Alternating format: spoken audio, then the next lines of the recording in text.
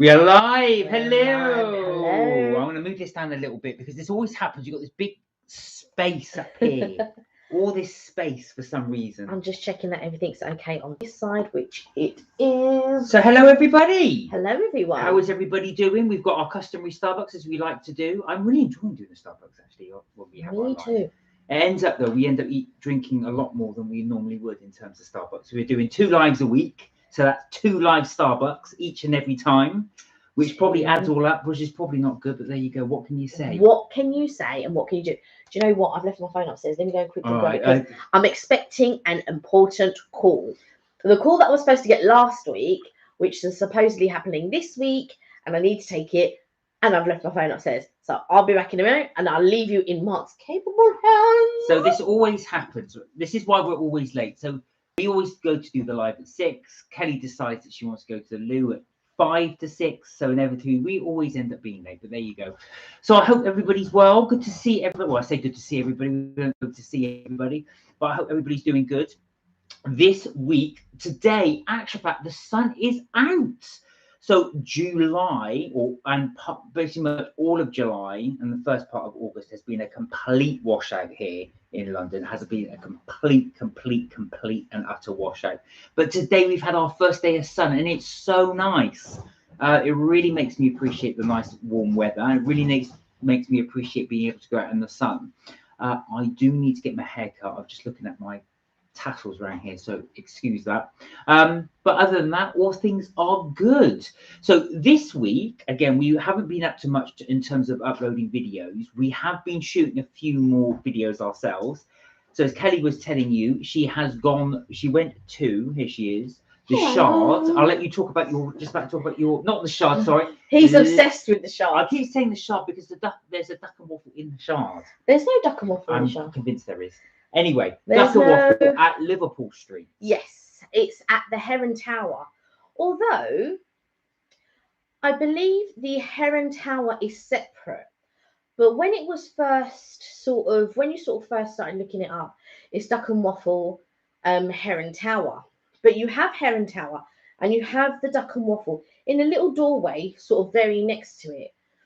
And you get in the lift and it zips you up to the 39th floor. There's only 2 floors listed on there, 38 and 39, I think it is. And so you get in the lift and it just zips you up. It's like you're on a ride. So it's very, and you see all of London as you're going up the lift. So they've done it like a kind of like a glass lift, sort of. But there are I don't know if they've done it in between each floor or something like that, but there's like a slat in between that spoils your view. So it's not like one, I'm not saying it should be one complete glass, but you have like a pane of glass and then a pane that sits on top.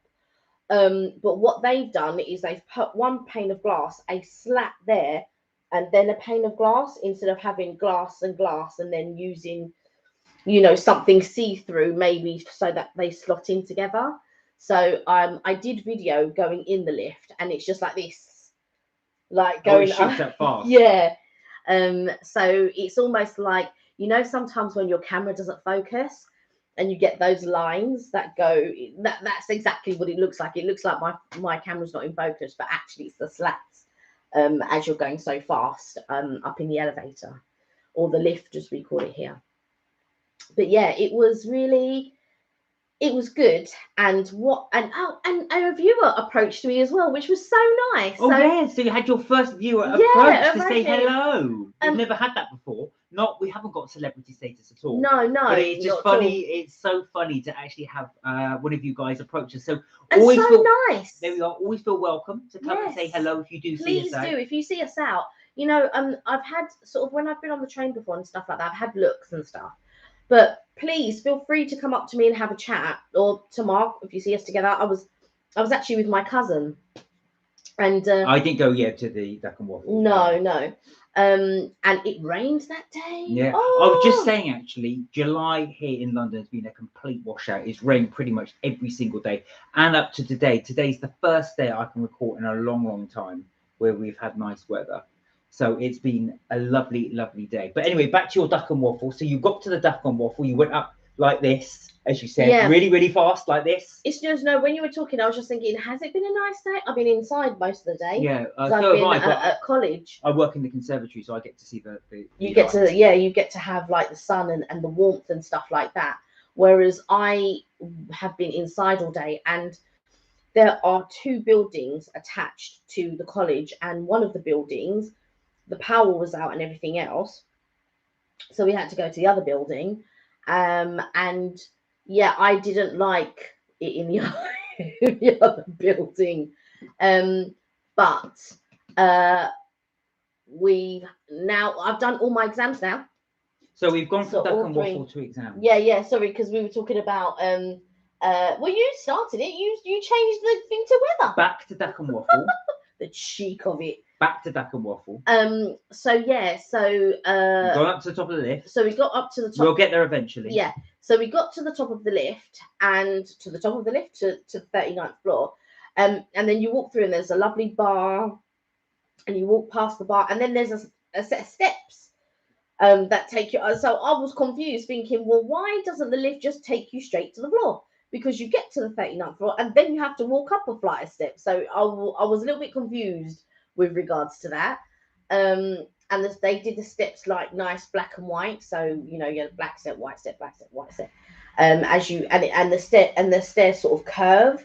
And then you have like a little seating area, like a sofa type area. Who is Gloria? That? Hi, Sparks. Gloria. We remember. Yes, Gloria, how are you? Well, Mark remembered. Yeah, I remember. Sparks, yeah. How are you? Hope you're well. What time of the morning is it? Enlighten us. Oh, we'd love to have you on though. I'm glad you are joining us. That's really cool. Yeah, it's very cool. Yes, it is. Yes, it is. I remember. You see? Mark remembered. I didn't. Oh, I'm sorry. Gloria. So, Gloria, we were just talking about Kelly's video we were shooting. Well, Kelly was shooting at the weekends. So Kelly went to the Duck and Waffle, which is a nice little restaurant in Liverpool Street in what was it? I say northeast, but it's actually central London. Yeah, but the city side. Yeah. Of London. So basically. Oh, it's only 1 a.m. You've got plenty of time. You've got plenty of time. Plenty of time to go clubbing later on. So basically in London it's split up of several zones, if you like, and I was in the city part, so the financial district, right in the centre. Yeah. Anyway, do you think the city's right in the centre? Yeah, I would have said West End was the centre. Back to Duck and Waffle. We'll get there eventually. Mark keeps changing the subject, but yes, we'll get there if he lets me tell my story. So yes, we get to the Duck and Waffle, and there's a little sofa seating area once you go up the stairs, and then you have another bar, I believe. Yeah, another bar. And then you go through to the seating area, and there's windows everywhere, lovely views, and all of that type of stuff.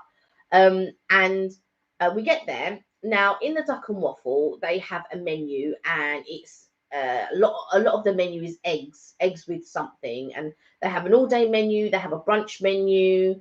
I think there might be one other menu, but when they first opened, it was 24/7, so you could go at any time. It was open 24 hours, 7 days a week. But since the pandemic, they now have their opening hours, and it is as it is. It's duck and waffle. So they do a leg of duck on a waffle, and they also do a duck egg as well on top. So that's their signature dish.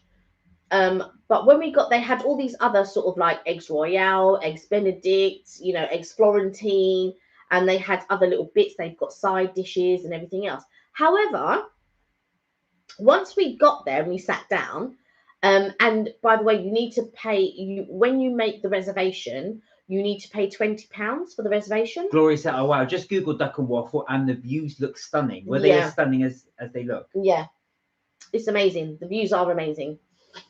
So so you pay £20 deposit when you make your booking, and it's £20 per person.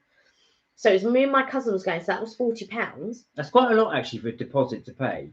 Right. Because most restaurants, you just, like I say, you just turn up, sit down, and you pay at the end of the meal. So that's a bit. Well, I have heard of it, but that's quite strange. A lot of places will charge between £5 and £10 for a reservation. Really, I've never heard that before. Yeah, a lot of the London restaurants will charge it. Yeah, a lot of the London restaurants will charge. Now, I don't go out that much to London restaurants, so you can tell. But I was going to say, I do get the concept behind that because, like I say, you get loads of people book and then they don't turn up because they were saying that in London that some people, what they do is they book 3 or 4 restaurants, tell their friends which one do you want to go to, then they just go to one and don't turn up. So I can see why they do the deposits. Anyway, sorry, I interrupt you. So you ordered your. So no, you haven't ordered yet, or we've not gotten to the orders. We haven't gotten to the orders yet. So it's £20 per person. Gloria said £20 is almost 40 Singapore dollars. That's crazy. Yeah, and that's just booking fee. But do they knock that off the menu? Yes. Oh, that's okay. That's so they take that off the menu. So you will get it back, obviously, off the final bill. But all places that charge deposits, that should be that is normal. You would get it off the bill. I was going to say I wouldn't pay a place for £20 and then you not get it back. No, the only time that you wouldn't get it back is if there were 10 of you and you each paid £20, so you paid £100 deposit or whatever it is, so £200 deposit, whatever it is. And one of you don't turn up, you lose that person's money. That person's money does not come off your bill. Ouch. Right? Because that £20 deposit is a security deposit for you to turn up for the booking.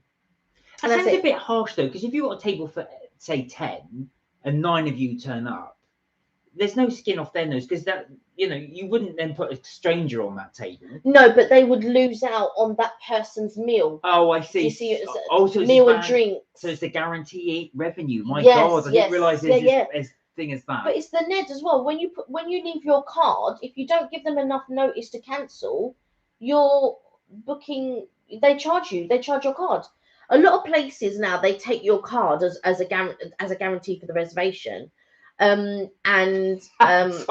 Gloria said, just bring along a random person. Yeah. Just to fill up the space. Somebody walking down the street. What are you doing this evening? Come with me. Come on. Come on. We paid you not to pay. But no, because it costs more than £20. The duck and waffles. Yeah, of course it does. Of course. Yeah, of course, it costs more than £20. So anyway, on to the food. Not the food just yet. You haven't had the story. You keep talking in between. Sorry. So so you pay your £20. It comes off the bill. But when we sat down, they said, "Oh, by the way, there's no eggs available." So that much of the menu was not available. They could do the other things as long as it didn't come with the eggs.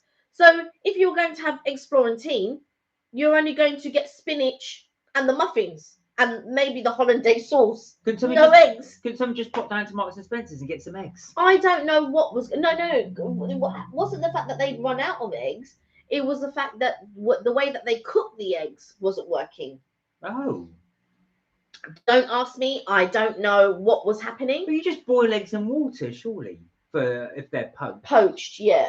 I mean, I don't know what was happening, and I don't know. Frying pan. Yeah, I don't know what was happening, and I don't know what was going on. Oh, however, to charge somebody £20 for a reservation, that's bad. And not email them to say, by the way, we will not be able to do eggs or whatever. We can do our signature dish, which was duck and waffle. But actually, I wanted to go for a duck confit. I wanted to go for the duck confit and whatever. But that much of the menu wasn't available. And I was just like, right, okay. Oh, but our signature dish has arrived. And if we can do an egg, we will. So I felt for somewhere that is what is the word? As salubrious, is that the word? Yes, prestigious, I suppose. Yeah, as prestigious as duck and waffle. That's like going to a pizza place and say, right, we've run out of pizza bases, so we can only do the toppings. We'll give you the toppings. There you go. So whatever topping you want, we'll just put on your plate. Yeah. Still charge you the same, but yeah, that will be it anyway. They had the eggs. They just didn't have a way of cooking the eggs. Yeah, I didn't understand what was actually wrong. But normally the people behind, because there's an actual egg station, I believe, because they and there wasn't wasn't working. there wasn't I was anyone joking. there. Before they try and sue me. Yeah, there wasn't anyone Mark, there. hello. Hey Mark, how are you? You're right. So Kelly was like, you just joined us. So Kelly is talking about her duck and waffle experience. Yeah, she went to the Duck and Waffle in Liverpool Street. in Liverpool Street in London. And take a seat for the price. Yeah, you wait till you hear the price. So anyway, anyway, we ordered whatever. So they said they were going to compliment us. They were going to give us a complimentary drink of prosecco or a non-alcoholic something. So I said, "Oh, do you do cocktails?" And she goes, "Well, we only do one non-alcoholic cocktail, which was a mojito, right?" No. This is it. So I said, right, okay, well, can I have I said, do you do a strawberry daiquiri? I said, oh, you do cocktails? Because we hadn't had time to look at the menu. She said complimentary drinks. As far as I'm concerned, complimentary drinks means any of them. Well, anything within reason, right? That's what I would take that to mean. Well, anything within reason. You're not asking for the most expensive champagne they've got available. No, not at all. So I said, "Oh, can I have a strawberry daiquiri?" And she goes, "Oh, I don't think we can do a strawberry daiquiri, but we can do a prosecco." And I said, "Well, I don't drink prosecco or champagne or cava or whatever it is they call it these days. I don't like prosecco and I don't like champagne. It's not really my thing." So, and she goes, "Oh, well, maybe we can work out a dessert or something." It's like, and I just thought this negotiation during conversation I was for just no like, eggs. yeah, all right, yeah, for no eggs. I was like, yeah, all right, okay. So we ordered anyway. We ordered strawberry daiquiri because I was going to order that anyway if they had it on the menu. Because I asked if they do pina colada and they don't. She goes, yeah, we do all the classic cocktails. Well, pina colada is like a classic cocktail. If you like pina colada. So I was like, right, okay, I'll go for a strawberry daiquiri. So if you saw the size of the strawberry, it was about that big. I was just like, oh, don't get me wrong, it tastes nice. It was quite strong though. I'll have a thimbleful of daiquiri, please. But there was a couple of bugbears that I had. The overall experience was very good. Here we go. And I do advise to definitely go and experience it. Experience the views, experience the ambiance, experience the food. The food was really good and stuff like that. However, I had a couple of bugbears. They made me and my cousin strawberry daiquiris. They weren't even the same. So one was considerably more full than the other. So I said, well, you know, and he goes, oh yeah, and then just left. I didn't say anything. I was just like, right, okay. And then we ordered Diet Coke, and they had, you know, like that Diet Coke, you know, the small bottles, not even like a, you know, like a normal size bottle. Is that? And they charged £3 for that. Now, I'm the last one to really, Mark's one to talk about the price of things and things like that. I'm reasonable because I know we live in London and things like that. And I know when you go to places like the Duck and Waffle, I know the sort of prices that you're going to pay and all that. However, while I don't mind paying £3-4 or whatever it is, I did expect a normal size bottle that you would get in any restaurant. I didn't expect. Oh, we have a new person. Oh, so Gloria said that reaction was hilarious, like something out of a sitcom. Do you know what? I am quite expressive. I've got to stop doing it because I do that. I do that when I'm with friends or work. I say like this all the time. And I shouldn't really do it.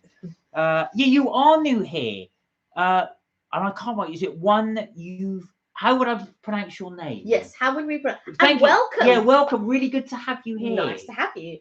I'm talking about my Duck and Waffle experience. So Kelly's just talking about the time she went to Duck and Waffle, which is at the weekend. Which was on Saturday. And we will get there. So we've gone upstairs. We're in there. We've ordered drinks now. Yeah. And now I'm talking about the price of things.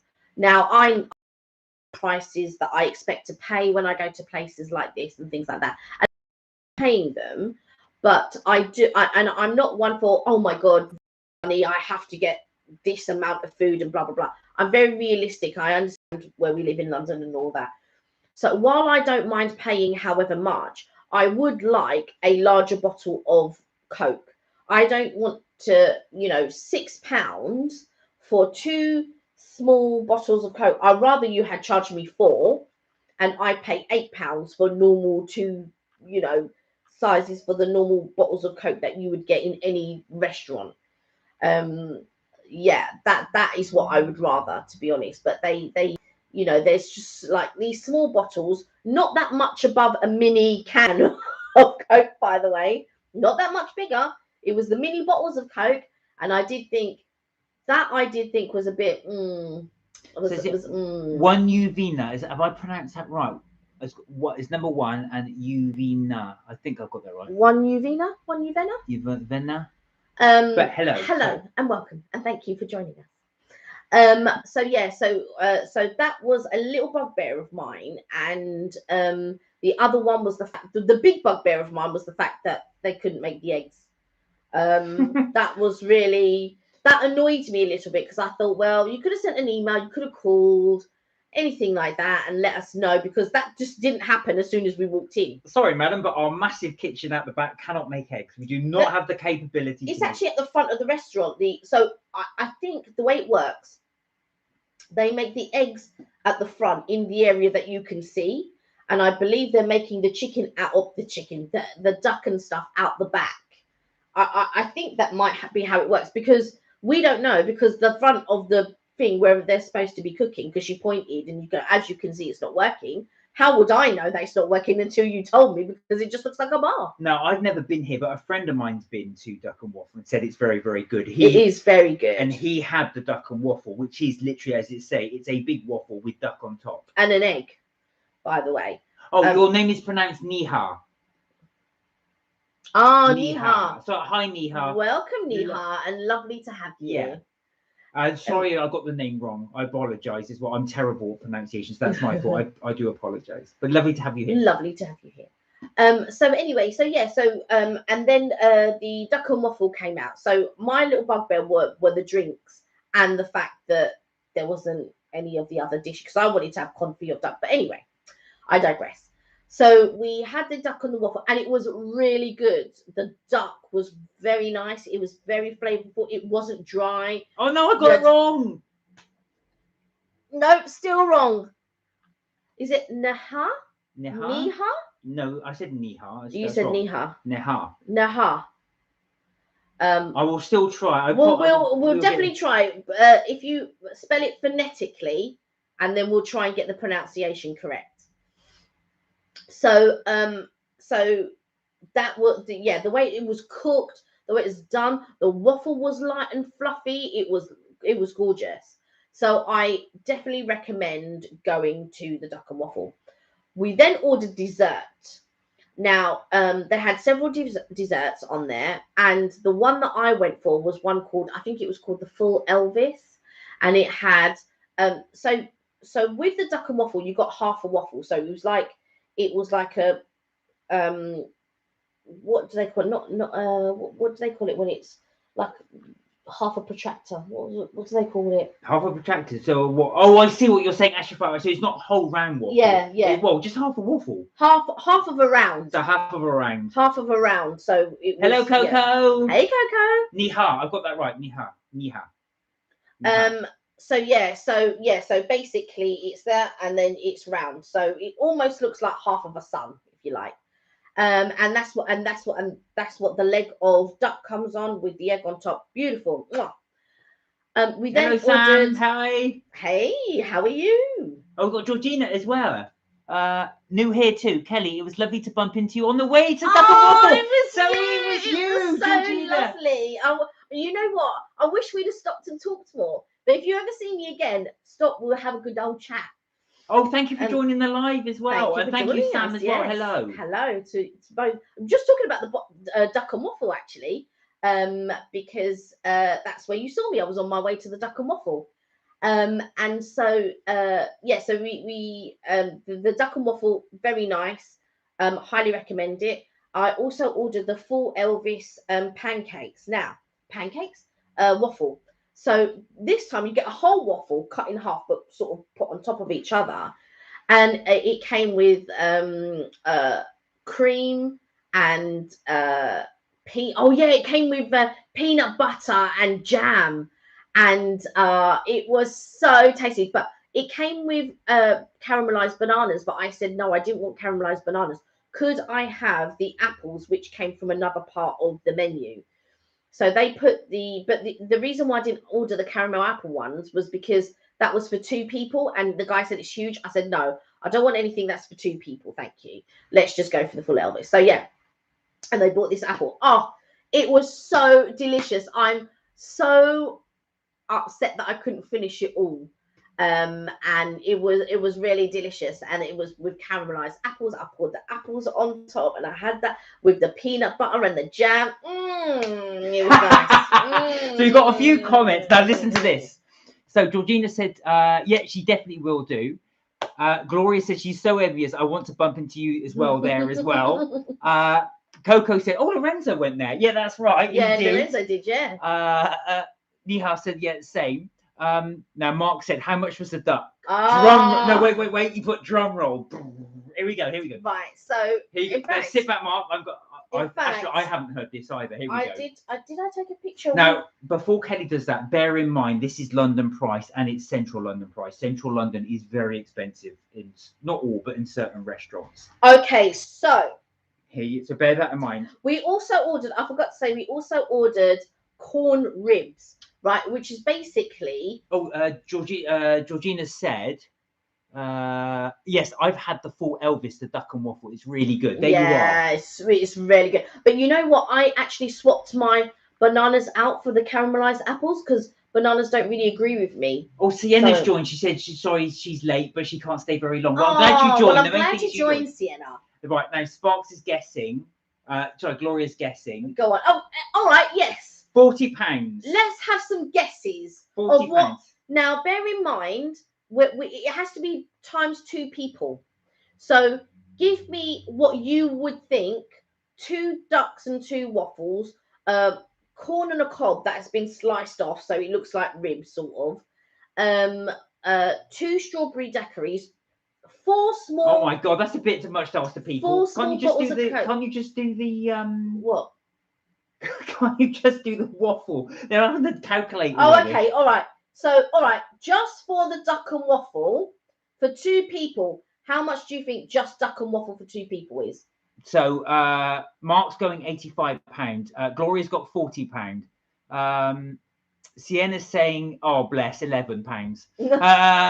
And then Nihal said, I don't live in London, but the food we are talking about sounds delicious. Whereabouts are you? Just out of interest. Yes, where are you from? Yes. We always like to have new people coming on. Yeah. Right, so the duck and waffle for 2 people, £80. So you got between £80 and £85. Here we go. For 2 people. For the duck and waffle actually is quite reasonable. It's £40. Oh, from Birmingham. £40. So £80. No, £40 for 2.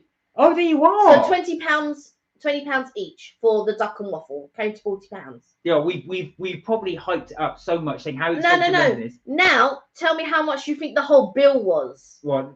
So Mark's gone 85. What for the whole bill, Mark? Is that for Sam's the whole gone £70. Yeah, Gloria said, "Oh, that's all right, actually." Right now, so how much do you think it is for the whole bill, including service charge? Okay, Nihal's going £100. Mark's going 85. Gloria's still in on £80 unless she changes her vote. Sam said £70. Sienna said, "Are we talking about pounds?" Yes, we are, Sienna, talking about pounds. So pounds as in money pounds. Yeah, not weight. Yeah, so Sienna, guess how much you would pay for that. All right, I think you can reveal. So now the total due. Now this is minus the £40 that we already paid. Was £105.28. Oh, so closest is Nihal with £100. Yes. Well done. With the 40, we should give a prize. Actually. We should. With the £40 deposit was actually £145.28. Yeah, but you get the deposit back. No, you get the deposit off the bill. Yeah, that's what I'm saying. So the bill. Yeah. Oh my God! So the whole total was £145. Oh, right. Yeah. Blimey. That's what I'm saying. It is £145.28. Sienna said that's boring. What's boring? What's boring, Sienna? What is boring? What is boring? Eating duck and waffle or guessing the price. So £145. That was for the 2 of us. We ordered 2 strawberry daiquiris, 4 miniature Cokes, which does bug me a little bit. Mark's on the floor. Rob's having Yeah. to do this. Mark's faking. Yeah, you're right. But the food is very, very good. As Georgina. Sorry, I Sienna, I was only joking. Don't worry, I was only I messing can't around. read all the names. Was it Georgina or Georgia? No, Nihal, give him £100. Yeah, Georgina. As Georgina says, it is very nice.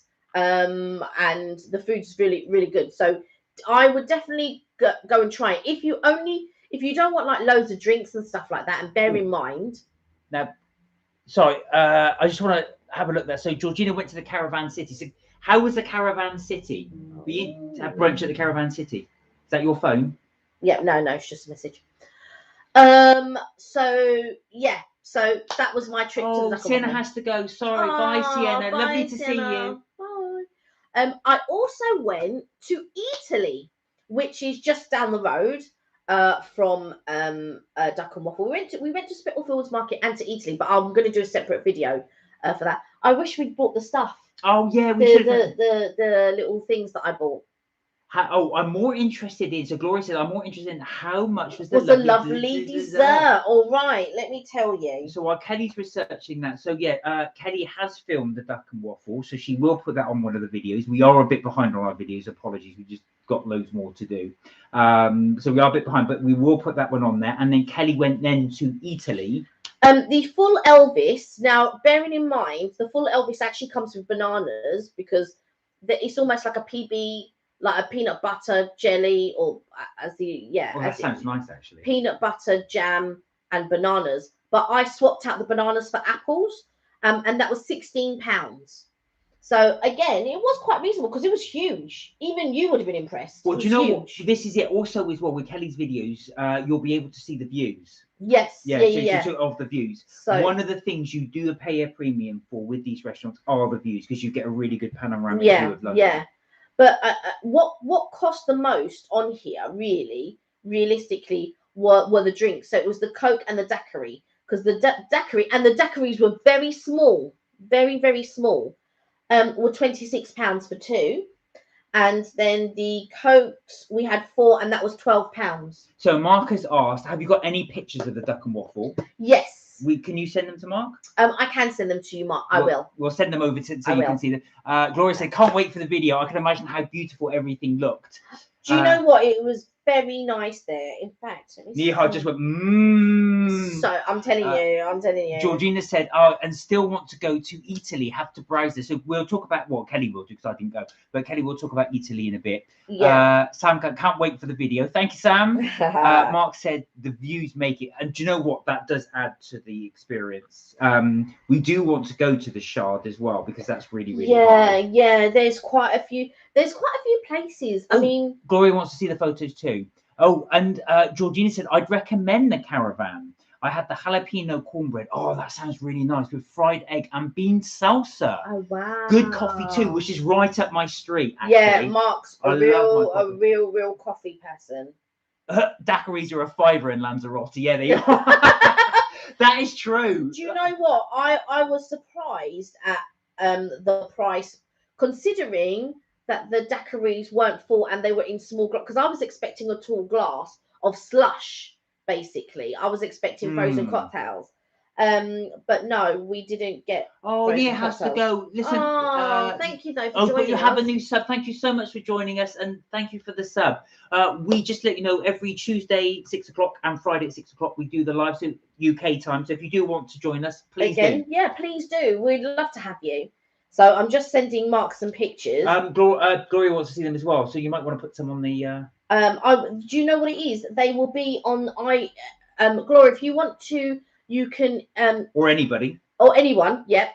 Our email address is on the about page. So at the bottom of the about page, there's an email address, and then I can send you email pictures and stuff like that. But if you want, you can just wait for the video, and then I can. You'll see them at the end of the video because I normally interject them and put them at the end of the video anyway. But if you want to see them sooner or anything like that, I regularly send Mark stuff anyway. So yeah. But But I'll put them in the video if you don't want to send an email, if you don't want to part with your email address or anything like that. That don't worry, they will be in the video. But Mark yeah. said, I've just been so ill since Friday, bad stomach and throwing up. Think it was pork shish kebab. Just pulled round. Oh, I'm sorry to hear that, Mark. You think you've had food poisoning? No. Do you know that can be really, really bad? That can be really, really bad. Mark had it when we first went to. We did our God. first trip to Brighton together. We sort of it was the early days of us sort of seeing each other, wasn't it? And Mark said, did you 100% in your exam? No, well, I don't know the results. I don't know the results yet. So she's waiting. I'm waiting. I don't think it was 100%. I would like it to be 100%, but I think I did very, very well. And definitely the one that I actually had an exam today, but it was more like a workshop exam. But again, I think I did very well in that as well. That's brilliant. I hope. I'm sure you did. I hope. I won't know till we get the certificate. Mark, I hope you feel better soon, though. Yeah. That's really horrible. Sorry to hear that you've had your stomach problems. That's one of the things that really puts you off food as well when you get that. Yeah. But you had your little. I know. So I hope you don't mind us talking about food. Yeah. But we're going to go on with food. So Italy, as Georgina said as well. Now, we first discovered Italy when we went to Las Vegas. The sweet corn looks amazing, Mark said. We first went to Las Vegas and we went to the Park MGM, which is on the Strip. So that's one of the big hotels on the Strip. That's where we were staying. Really near the Bellagio. The Bellagio is the famous one with the fountain spout. Yeah. Anyway, cut a long story short, in the hotel, right at the front, is the place called Italy. So Italy is Italian food, which they sell. So you can either get hot food, or they do sell all the sweets, cakes, It's biscuits. like an Italian food market. Yeah, Italian deli, I would call it. Yeah. Well, hot food. They've got little restaurants there, little pop-up restaurants and stuff like that. Well, did we eat on our first night when we were there? Yes, we did. Because I think we dropped our bags off, checked in, went upstairs, and went to eat it. Because it's like simple things. You can get slices of pizza, that type of thing. So it's quite good. Because you had a pizza there. Oh, the food quality is fantastic.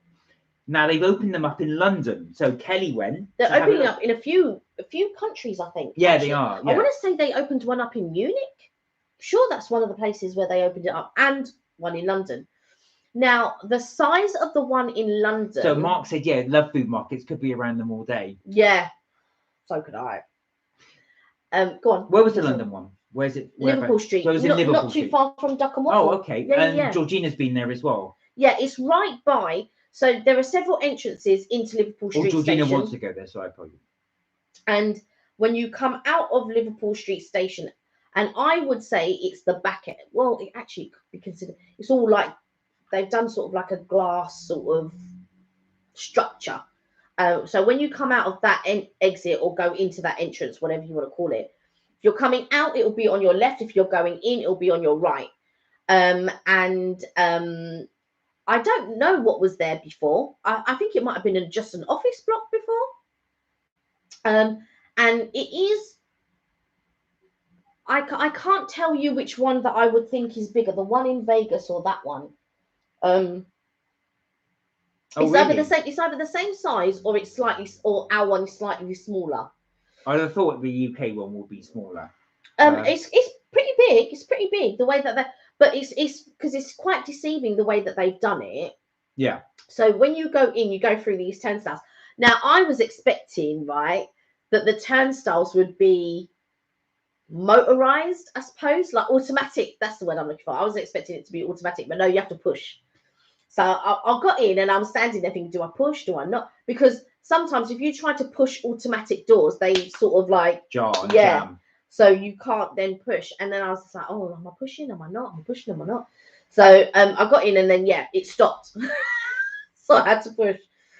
And I went in and, you directly in front of you, there's like a little ice cream parlor. But you can't see that it's an ice cream parlor because everything's covered. So it just looks like a coffee bar. But directly in front of you, there's these amazing, amazing cakes. They looked absolutely beautiful. They were lovely. So you go in and you see all these sort of like delectable cream sort of cakes and puffs and things, and you're just like thinking, oh my god, I'd have that one, I'd have that one, I'd have that one, I'd have that one. But just for a small round one, I don't even think it was like.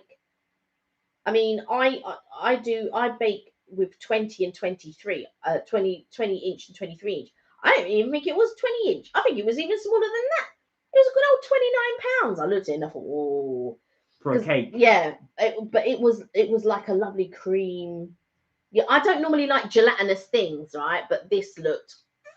Do you know that for London prices, we end up doing that? So that's about average for if you go to a cake shop here, about 30 quid for a cake. Mark, I don't know how much they are where you are. I'd imagine they'd be considerably less, but well, I may be wrong, but no, but I mean that one was a small one. I mean, you can get cakes for £30 in like in London that are bigger than that. Yeah, that was that's true. very small. I thought it was quite small. The other sort of smaller cakes that you could get were like about £7. And I was expecting it more to be like 5 rather than 7, but you know, I don't know the work or if they're handmade, but they in another part of it they were actually making pasta there and then, all handmade but pasta. this is it. Well, because I remember when we went to Vegas, it was all fresh stuff, and the ingredients are so good, really, really delicious. You've got to talk about the bits. Actually, I'm going to get them actually. Oh, you're going to go get the bits? I'm going to get them because I want to show you them. Okay. Oh, let me get out of the way. This is what happens live. Because I was thinking, I wanted to show you guys what I'd actually bought. And Mark hasn't finished them. But pretty much he's finished them. And do you want to do the picture frames as well? No. No. No, just do these. Okay. Oh. Right. So, what did you get? As you can see, there's not much left because I have been showering these. These are so delicious.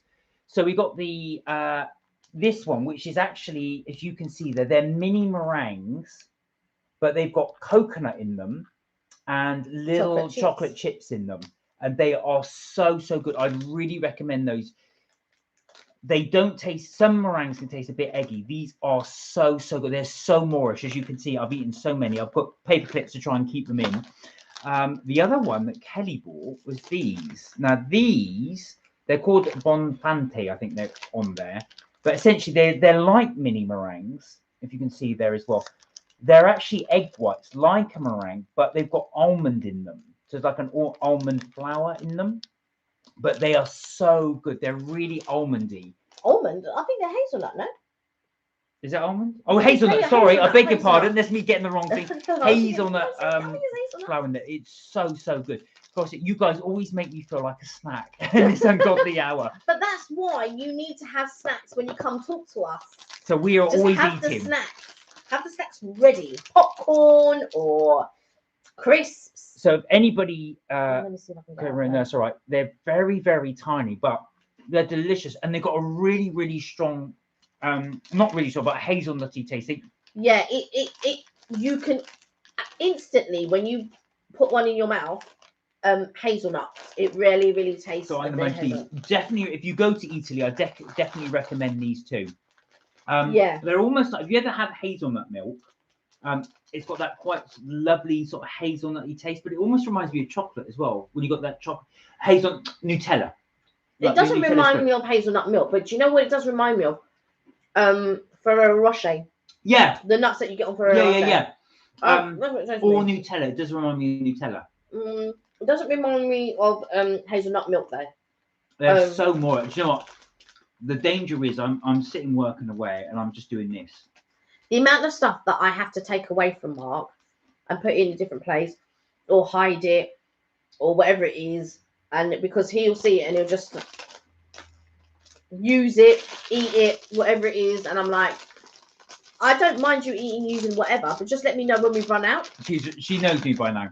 Yeah. Just let me know when we've run out so I know to get more of it. So these ones as well, very little tiny, but you can see in there the little fleck, and there's quite a generous amount of cocos in there, the little chocolate chips. But again, shards of coconut in there. Even if you don't like coconut, it's got a very mild coconut taste. I didn't notice until you pointed it out. Yeah, because then I said, I wonder if it's got coconut in it, because I can really taste coconut. And then he had to check. Look at this. He's just taking. He hasn't offered me one yet. He's just like, you've got those. I don't want you to. I won't want you to have too much in your hand. Yeah, cool.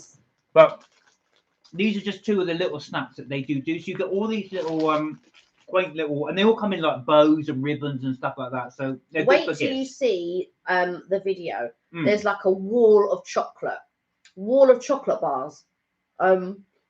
Yeah, As we mentioned. definitely go see. So there you go. They come in these sort of like quaint little bags like this. Or it will come out of focus now. There we go. So there are those sort of quaint little bags you can get. How much were these? Can you remember? I think they were around. I think they were under £3. So that's not bad. I think they were £2 something. I'm going to make sure on these. But the thing is with these ones, I feel they taste very like almost like a sugar treat. Yeah. Like they taste quite sugary, but it's not. It's actually the coconut. I think because it's the desiccated coconut in it. Yeah. I think. And that's what it is. Because I thought, they taste quite sugary, but not too sweet. But it's actually the coconut. And then afterwards, I thought, it tastes like it's got coconut in it. So Mark said, what are they? So Meringues. they're just meringues, Mark. Sorry, I thought I didn't explain that very well. They are literally tiny little meringues. Ever so such tiny little meringues. But they're so light, and they're not very, very, very sweet. But they do taste like a sugary treat, if that makes sense. So when you're 100%. eating them as well, but they're very easy just to keep chowing down. Now, even if you don't like meringues, these don't have that sort of heavy sort of thing. You know, some meringues can be very chewy in the middle. I love the chewy ones. Oh, so do I, but that's not to everybody. Yeah, These but I aren't do chewy. love the chewy meringues. Mark said they look interesting. Mm. It's a shame, really. I can't email them to you. Just like send them to you over WhatsApp or something. But yeah, they are delicious, I've got to say. I don't know if you have anything like that up there, but like an Italian food market that might sell it. But yeah, Oh, Mark said he loves meringue. So do I. It's my favourite dessert. Eat a mess is my favourite. That's why when I saw it, I knew. Oh, I thought, oh, Mark will like these, and that's why I bought them, because I knew that you would. Meringue is your favourite. This is dangerous now. I've got them all around here. And then you see. So It's a shame I finished my coffee, actually, because I could have just keep chowing on these. I bet take some before I don't get it. Before they all go. Going. So carry on with your Italy thing. Sorry, I interrupted you while I was eating away. I can't even remember where I got to. Oh, so yeah, so they make the pasta from scratch, and I actually video her actually creating the pasta. There's all different types of pastas. I think there was a spinach pasta, and but they were the long pastas. I think I don't know if they had any ravioli and things like that there, but you could actually see her using the pasta machine, sort of putting it in or waiting for it to come out, and then folding it in a certain way, and then putting it in a little heap on the side, ready to go on display.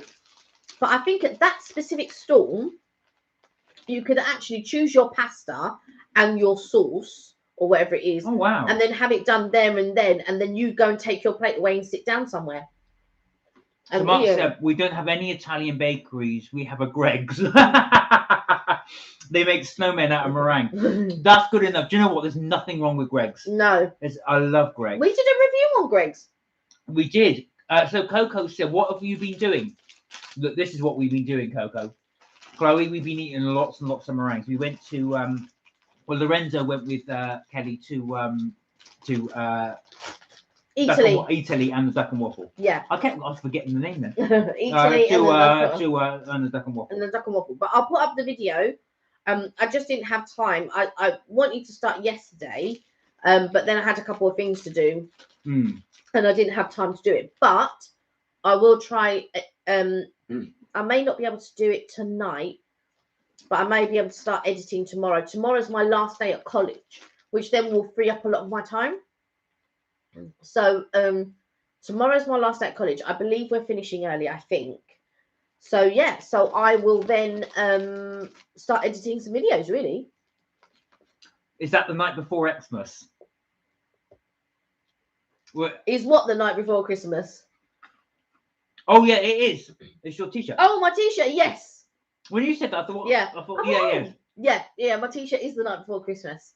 Jack Skellington. But yeah, I've only started to do some more videos. Yeah, we've got loads to do. Mm. And this weekend, I didn't tell you, but I do want us to try and have a nice last day, said Sam. Thank you, Thank Sam. you so much. Thank you. That's so kind. I bought some stuff for the class. I went to I thought to myself, I wanted to bake some cakes and stuff, but I thought, you know how people feel about COVID and everything else, and I thought, what could I do? And I thought, do you know what? Let me buy some biscuits or cakes or something. So I was driving home, and sometimes after college and stuff, I'm so tired I don't even bother cooking sometimes. So I drove to the closest M&S, and I picked up the teacher on I think it was on the second or third day. She had created USB sticks for us, and she said if you pick your USB stick first, like if on the first go you pick your USB stick, I'll give you a chocolate biscuit, like a totally a Marks and Spencer's deluxe chocolate biscuit or whatever. So anyway, I went to pick one up, and I happened to put mine in, and it was my stick. And then the girl behind me, she managed to pick her one, and it was her stick. So two of us qualified for this gorgeous deluxe chocolate biscuit. Anyway, the next day she came in, and she said, I didn't have the heart to just give two of you a chocolate biscuit, so she bought chocolate biscuits for the whole class. They were individually wrapped, so obviously it's better that way, because then people just take whatever it is. So I thought, what can I do for our last class? So I went and bought those biscuits. Oh, I'm eating these. But yeah, exactly. And while I'm eating these, I'm enjoying your story while I eat these. and then I also bought the salty caramel tea cakes.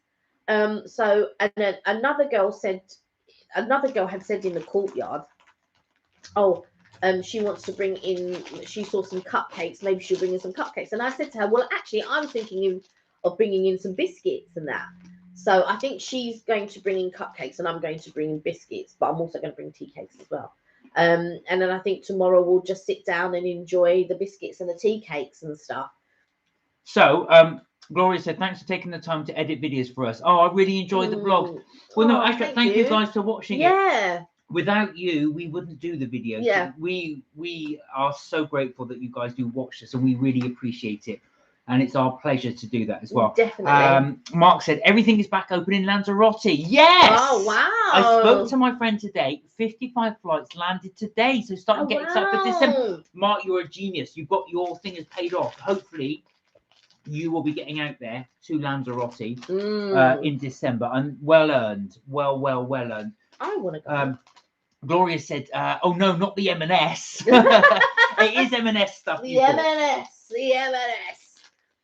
So yes, Mark bought said a right little party going on. Yeah, so I bought some stuff, and do you know what? But as I left, I thought, oh, you know what? I should have bought some bottles of, you know, the nice bottles of sort of fizzies that they have, like Alfonso orange, like fizzy orange and something like that. I did college. No one ever bought this stuff in. Well, you didn't go to college with me. No, then, that's true. obviously. Actually, they're lucky that you're there. But yeah, I'm sure you enjoy. Yeah, I hope everybody enjoys it. Do you know what I mean? It's our last day, and it's quite sad, really, because I'm only now just starting to get to talk to people in the class, kind of thing. Because there was one girl who I got on really well with. We sat next to each other, and then I was beginning to talk to other people. Then she fell sick, and although I was talking to the other, I didn't really get to talk to people on that side of the classroom. On that side. So I got to talk to the people on this side, but I didn't get to talk to people on that side. So I started talking to a couple of people today, and I just thought, oh, it's a bit sweet, really, because we're gonna like now finish tomorrow, and I went, oh. But it's good though, and you get to say goodbye, and you'll probably keep the ones you'll be closest with. Because I know there's one, she doesn't live too far from here. I must get her number tomorrow,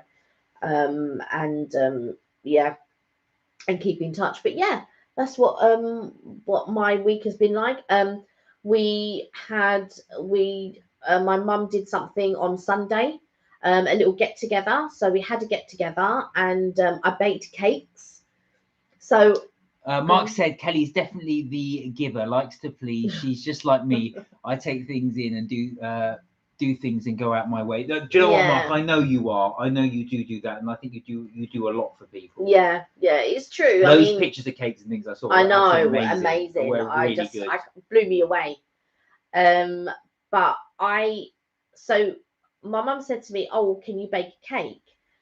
And so anyway, and then she so while I was out at the Duck and Waffle with my cousin, she had dropped off a bag of potatoes and half a side of salmon, and not a full side, but half of a side of salmon. And dropped off to me. I got to get this bag. I go, what's this for? She goes, oh, Kelly has to cook it. I went, okay. And then I got home, and I didn't get home till about 9 o'clock. And in my mind, I thought, oh, do you know what? In the morning, I'm just going to go and buy cakes from M&S rather than baking them. And then Mark said, oh, your mum dropped off some stuff. And I was just like, what? Yeah, like mash, but she wants you to do mash. I was like, what? I was just like, it's 9 o'clock. I don't want to start like doing all of that stuff now. But not to make the mash, but like in order to make things easier for yourself the next day, I would have probably washed them, peeled them, cut them in half or quarters or whatever, and put them in a pot of salted water ready for me to boil the next day. Now you'll notice that I don't get asked to do anything, so they don't trust my cooking. So I thought, I don't want to do all of that because obviously, I had to be at the house by 10 o'clock. Just before 10 o'clock. I didn't end up leaving till 10. Well, we didn't end up leaving till 10. And I just thought, I'm not going to have time to do that and bake cake. And my mum was like, just bake one cake. And if anything, if there's so many of us, I'll cut it in two and all this. And I just thought, I don't want people to have that much cake. So I baked. So anyway, I woke up at 5.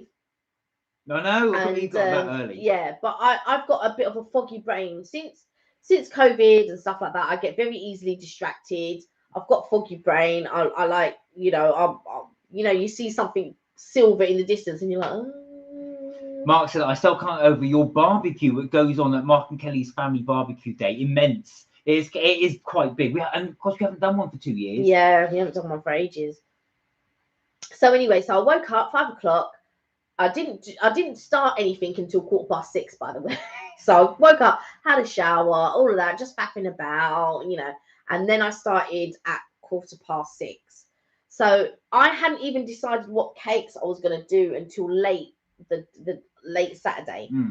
And I'd been racking my brains and everything. I was thinking, oh yeah, maybe I'll do a lemon drizzle cake with a lemon cream cheese topping, or maybe I'll do a cherry almond cake. But then one of the nephews suffers from a nut allergy and all of these. But I know that the cherry almond cake is a favorite of family members, the ones that I do. And I thought, well, I can't do carrot cake and all that because I'm not about to stand there grating carrots and things. So I was racking my brains. So I thought, so then I decided I'm going to do a chocolate cherry cake and a pineapple upside down cake. So I first started the chocolate cake because I needed that to cool down enough for me to then pour the chocolate on top of it. So I started off with the chocolate cherry cake. So I did that, and then I bunged that in the oven. Then I started on the pineapple upside down cake.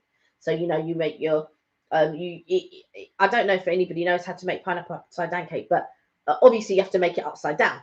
Obviously, now the mistake that I did the last time was when I arranged the pineapples, I put the center pineapple on top. But what I should have done was put the center pineapple at the bottom and then arrange the rings around so that they sort of sit on top. So then when you reverse it, you'd have the center in the middle and then the rings underneath it. So for anybody not familiar with pineapple upside down cake, essentially you get a tin of pineapples, the round ones, obviously with the circle in the middle. You arrange at the base of the tin. You put cherries in the little hole, and then what you do is you pour your cake batter on top of that. So as it bakes, you then obviously flip it, and then all the little pineapple rings are at the top, and it's got like a caramel on top as well. Right. So before you put the pineapples in you mix together butter and light brown sugar, and that will make the caramel. So I was thinking, do we have any light brown? Now I'm very organized, right? But this one likes to use a lot of ingredients and then use it and then not tell me. And then I was just like, It's oh my obviously God. for the previous video. Yeah, well, yeah. So he had already used all of the plain flour and didn't tell me.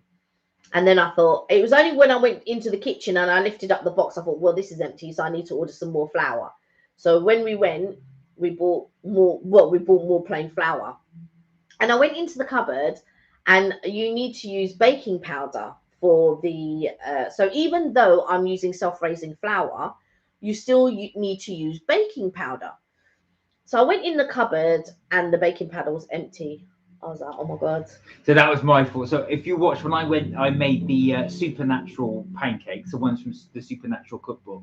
It was weird that you put so much baking powder in these. Of course, then I made it again the other day because I really fancied pancakes, and I forgot to tell Kelly that I used to tell me. And no, I used all the baking powder. So I picked it up and I thought, now it's the 11th hour now, right? Because I already went to Duck and Waffle and I already picked up cream cheese and cream because I thought that will make the cream cheese topping. However, I didn't pick up any lemons, right? Because I had lemons in the fridge, but I didn't realize they were out of date. So I thought, well, I can't use those lemons. So I knew from that moment, I knew that was the night before. I knew that I couldn't make lemon drizzle cake because that was one of the things that I was thinking about making. So I thought, right, and I thought it's going to be too much hassle to do pineapple coconut cake, like a pina colada cake. So that's when I settled on the pineapple upside down cake. You need to give Tom the recipe, by the way. Talk of the Tom. Yeah, but Talk of the Tom has to email me so I can. Yeah, so I can. So Tom, Talk of the Tom, if you're watching, send me your email address and then I'll send you the recipe. Or I'll do a video at some point of the pineapple upside down cake. I mean, of the pina colada cake. But anyway, so luckily I did have light brown sugar, and I knew I had butter because I'd taken it out the night before so it would be soft. So I mix that and then I coat the bottom. Now I make more than the recommended amount of the caramel because I like it to properly coat the bottom. There's nothing worse than when you have caramel and they get, like, if you have a drizzle on top of it, they put a scant drizzle. No, if you could, I'd tell you to put the bottle on there. Oh God, Kelly loves a caramel. Like whenever she gets a frappuccino, she asks for extra drizzle.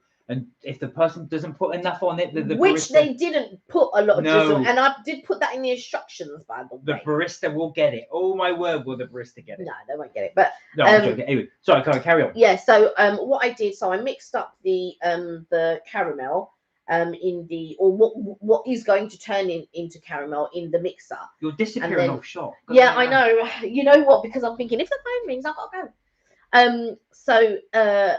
So I just coated the bottom of the pan and halfway up the pan. And then I started with the middle pineapple ring, and then I arranged all the other rings around it, so that they sort of overlapped the center ring. Then I got cherries, but one cherry was too small, so I put 2 cherries in each of the holes. And then I poured my batter on top, which is just a normal, like as you would do a normal sponge. But what I did do with the sponge batter, I added a few tablespoons of the reserve syrup that you get in the tin of pineapple. So I put a couple of tablespoons in. I think I did two tablespoons and a teaspoon. I think 2 tablespoons and half a tablespoon, something like that. And I mixed it in the batter.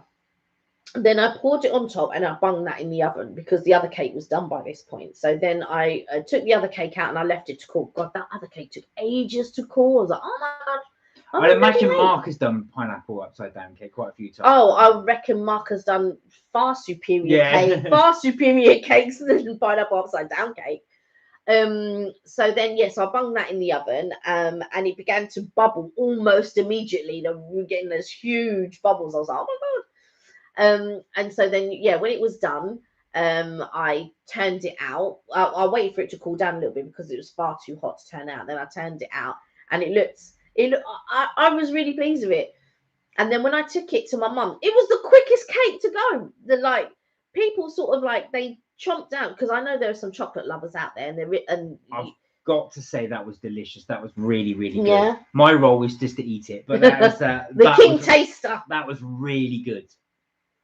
But it was the quickest cake to go. So much so that my sister-in-law has said to me she wants her own one.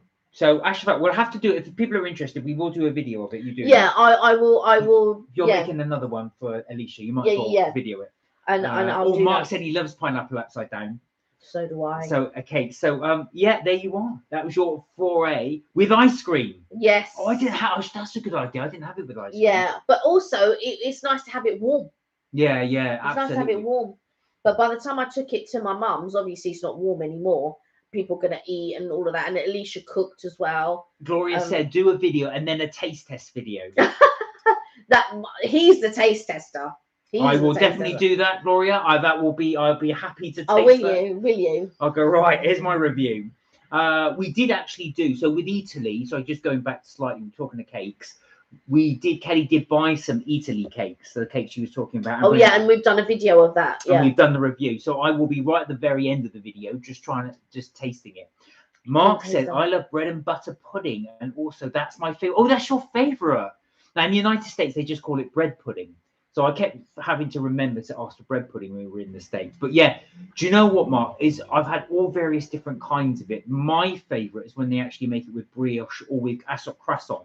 You have it with croissant, it really gives it that extra level. I don't like. My aunt used to make bread and butter pudding, and I just oh, it's lovely. But I can imagine enjoying it if it was croissant or brioche. Yeah, it really adds that extra dimension. Yeah. The bread is just nicer. But your mum makes queen of puddings? Yeah, which is slightly different. What's the difference? Just the jam? No, more than that. So queen of puddings, I think, is just basically breadcrumb, eggs, and then you just have that as the base, and then you put a layer of jam on top of that, and then you put meringue on top of that, and then you put on that. Oh, there's meringue in it? Meringue in it, yeah. Oh. So there's nothing like bread pudding. Oh, okay. Mark said brioche. Yeah, there you are. Brioche does add that extra dimension because it's got eggs in it anyway as well, and it's a really nice sweet bread. It's just nice as well. I have to be very careful because sometimes I don't like things that are gelatinous. Oh yeah, this is delicious. Yeah. Anything like jelly or creme caramel or Kelly doesn't know what she's talking about. This bread pudding is amazing. Flan. No. Oh, I don't mind flan. Mark said Manchester tart. I love that too. Don't know what that is. So Mark, what is Manchester tart? Yeah. Now, I've tried gypsy tart, which is yes, it's brown sugar and I want to say condensed milk, and you add the two together and then you put that in a flan and bake that. But I don't know what is Manchester tart. I had gypsy tart once because it was in a shop, but I wasn't a lover of it. But you know what I do like? Caramel tart. Yeah, that's nice. I love caramel tart, and it really reminds me of school. So you basically get short crust pastry, and then bake that, and then put your caramel on top and sprinkle chocolate. Mark said, I love to make it, but I hate it. So I read that round the other way. You hate making it, but love to eat it. But you hate to eat it, but you like to make it, but you hate eating it. Oh, right. Love to make it. Manchester tart, never heard of it. No, I've never heard of it. No, never What's heard in of it? Just out of interest, Manchester tart. I'll have to have a little Google of that. I've got my little tablet here already. Look, he's organised. I'm organised today. Normally, whenever you're skipping off to get it. Yeah, I always have to slip off to get it because I always forget to. Somebody asks something and I've got to go and get it. But today I thought I'd be organised, and good job I was, because I was looking at some of SAHENAAZ loves to cook videos. Actually, she did chicken with spinach. If anybody's interested, sometimes she does watch our channel and she leaves comments. So if you are watching, I'll be watching your video today. But Manchester tart. One of the other things as well, because Mark was just talking about food markets. Oh, yes. So we do want to go to a few more food markets in London. There's quite a lot. I did mention Borough Market, so I do want to get down there. You will like to see Borough Market because the architecture inspired Harry Potter, for those who are interested. So Mark said it's pastry, jam, egg custard and coconut. That sounds nice. That does sound nice. That does sound nice. Yeah, I was going to Google it. You've done it for me. Thank you. What do you mix the eggs? What do you mix the eggs with? Now, are there food markets, Gloria, if you're still on? Oh, egg custard. Oh, egg custard. I was saying, yeah. So, Gloria, if you're still on, are there good food markets in Singapore? Do you go to those ones? And Mark, do you like doing food markets near you? Are there any decent ones near you that you like to go to? And anybody else who's watching who has food markets near them, what type of food markets do you like to go to? What's your local one? And what's the produce that you like to go to to buy, sorry, even. So are you like fruit markets? Do you like cakes? Is it the just because it's local produce? What is it that inspires you about local food markets? There is a oh God, what is it called? Is it called London Fest or something like that? Where London Food Fest. Oh, so Gloria says, so what are food markets? Kind of like farmers markets. Sorry, Gloria, I'm just assuming that they're all the same. That is my fault. Or are they like food fairs where they feature seasonal products? Yeah, so a bit of both. So we would call food markets here, like I say, literally like I say, a farmers market that sells food. But then what other people do is sometimes they make their own foods and sell them. Or they will do things like you say, seasonal products and sell those as well. But it's mainly like a food, like you say, like a food fair. Yeah, it will be sort of like you have lots of stalls, lots of food stalls, and you go up and you buy whatever it is. Some of them will do samples, so they'll hand out samples of their food to entice you to buy from their stall. But some of them, the one that we went to on South Bank was quite expensive. Now, I've been to London. I went to London Food Fest, and that was in central London. That was in Regent's Park one year. God, many, many, many years ago. God, more than 10 years ago. Way more than 10 years ago. And maybe 15 years ago, something like that. 13, 15 years ago. And it was in Regent's Park. And basically, you bought tokens. And then you took your token and you could go to any food stall then and they would stamp it and you would then have that product of whatever it is, and there'd be little things. But that I felt that was quite reasonable compared to going to a food market. I felt that London Food Fest, because you had to buy a ticket to get in, but some places at closer to the time might do it for free, or if you go to certain websites, they'll do it cheaper than buying your ticket there. And then you go in, you purchase, so that you're not exchanging money at all of the stalls. You just go in and you buy your like a voucher, book of vouchers, and then you decide which stall you want to. Yeah, so Mark has just put this. So you get a pastry case, and when you bake them blind, you blind bake your pastry. Blind bake. Then when they're cool, smother with jam. So it's jam at the bottom. Then pour in the egg custard. Right. Then bake that in the oven. Then sprinkle with coconut. So so if I've got that right, you've got the pastry case. Then you've got the jam at the bottom. Put your custard in, bake that in there, and then you add the coconut on the top. That sounds nice. It's like a natas. Almost, is it what pastry is it? Short crust? Mark didn't say. He just said pastry case. Right. There are if you blind bake it, I think that's short crust. Mark said there are food markets every month near me and a massive one every 3 months. Oh, that's interesting. So now Gloria said, now I'm interested in this as well. We have a lot of food fairs of the season, usually imported food like Japanese food fairs, but we don't have food markets where just anyone can sell their food. But I guess that's why we have hawker centres. I'm not sure if you've heard of it. Hawkers?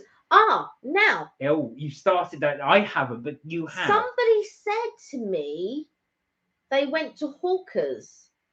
Oh, no. Do you know what? I was watching right. So Minnie will know. I haven't seen you, Minnie. Yeah, Minnie's not here today. But Minnie and I, we watch an American couple called Tim Tracker, and they went to Hawkers just the other day. Actually, they went. It's like it is. I don't know. You'll have to forgive me because I don't know if it's Japanese or Chinese or something, or maybe a fusion in the middle. And I remember them ordering noodles and things like that, but I know that they said that the food was really, really good.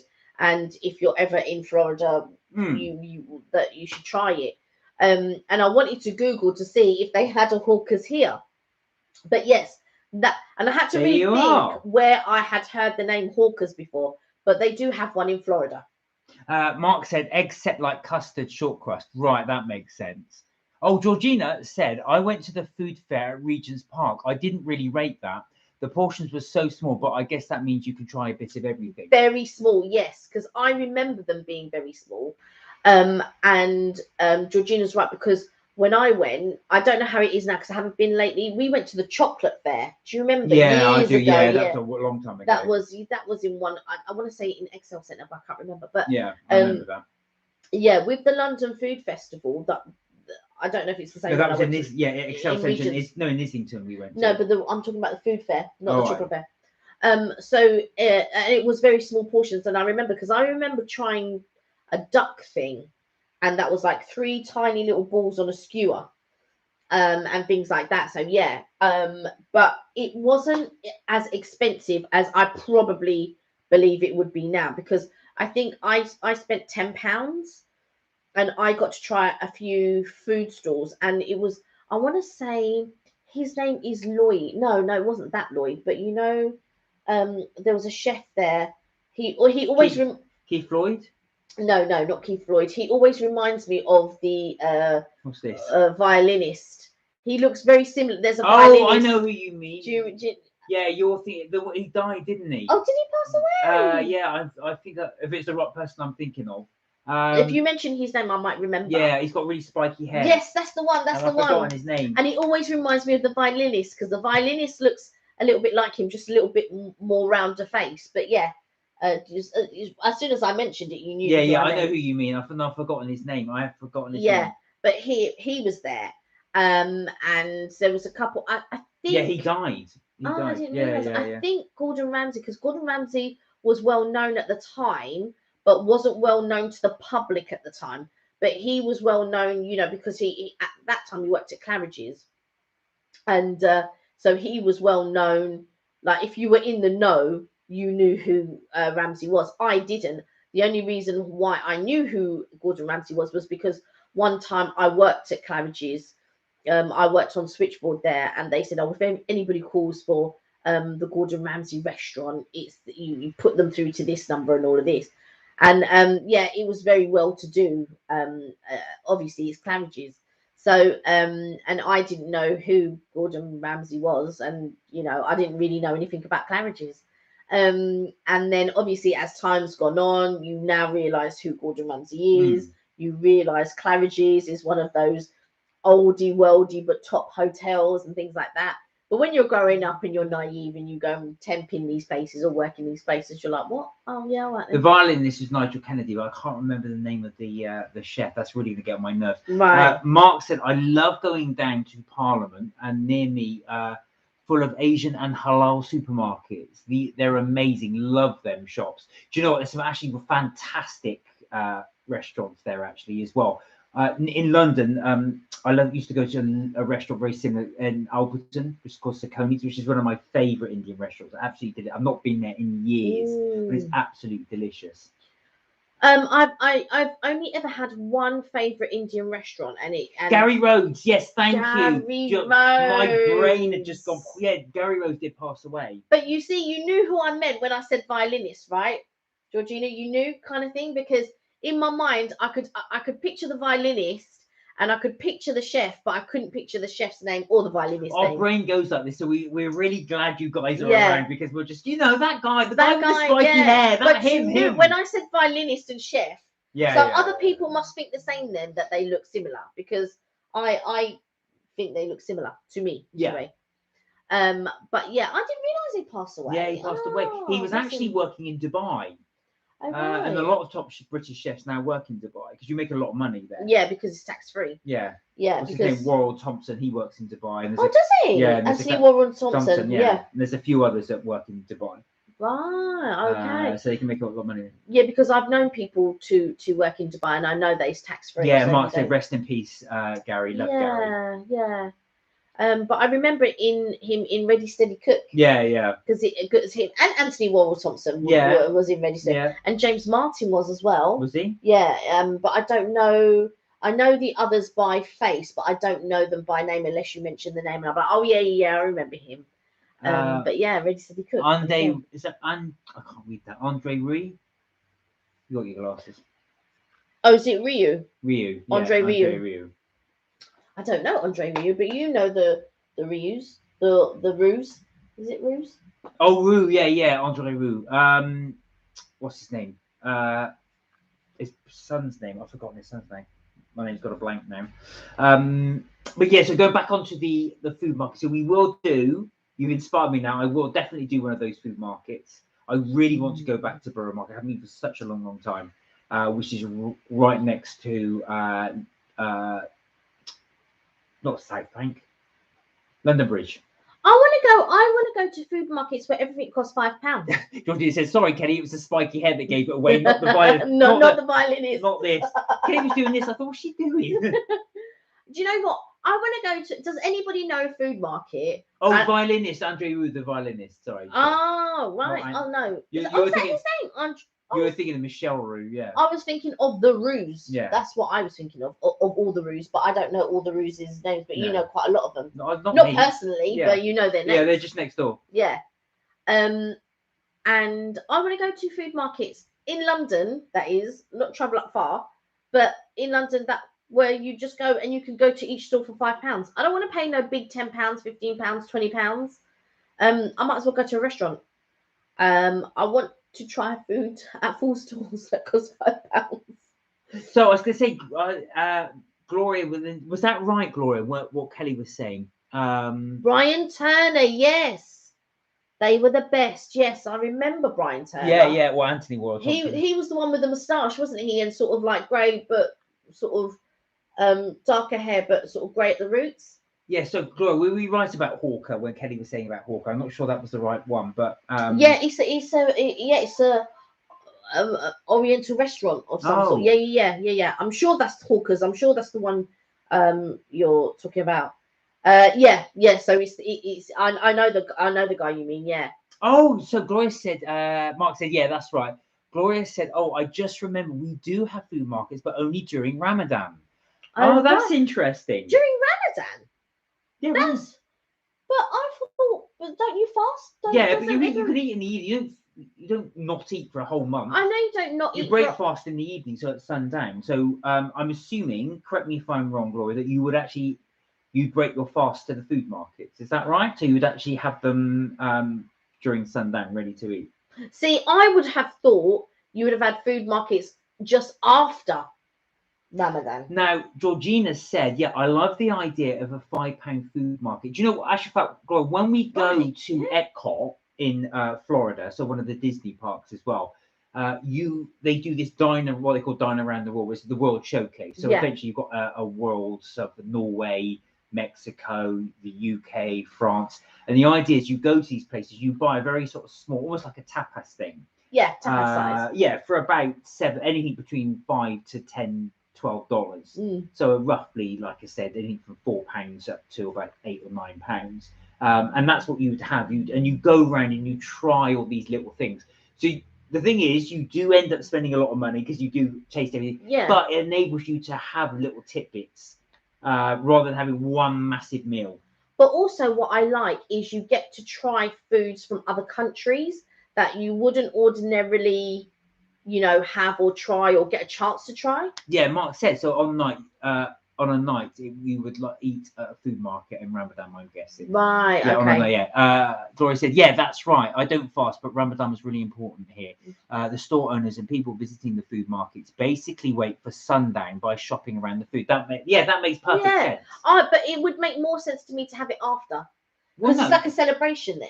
Yeah, true. That's how I would see it. But then, of course, you haven't eaten all day, so that the whole point is you break. Yeah, you go home and you eat. Well, not necessarily. The idea is you share it with other people. So you break your fast together. That's better. Right, I see. So you're breaking fast with other people. So you have to obviously wait for sundown. So it's all Ramadan's actually dictated by the moon time. So they'll know exactly when it will take place each year. And then obviously sunrise, sundown, that's when the start and end is dictated. Yeah, I don't know. I'm still of a mind to have a celebration after. Well, you do on Eid. Eid is after, so you would have that celebration. Yeah. But it does sound fantastic. I would love to try that. I would imagine as well, if you've been fasting all day and you've got that lovely cooking smell ready to go, you are really going to enjoy that food. There's something about, Gloria said, the rest of us, me, just spend a lot of money at these food markets, even though we haven't fasted the whole day. Why not enjoy? I've been there as well, enjoying the food markets. Yeah.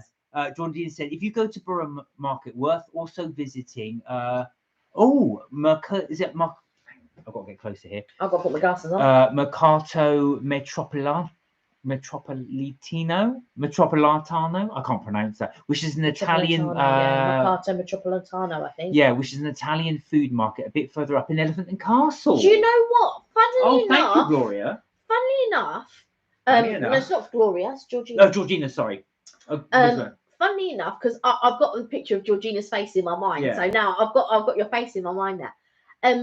Funnily enough, you should say that because the person my cousin who saw me with, he said that they were doing up Elephant, and he said something about I can't remember if he was telling me about a market or something like that. So for Gloria, Elephant and Castle is a place in South London, which they're doing major developments. Yeah, they are. Yeah. Mark said, I couldn't fast all day, so my hands go out. So yeah, that is really hard, especially summer fasts when you're fasting from like 4 a.m. up to about 9 p.m. That's a long day. Yeah, it is a long day. I think.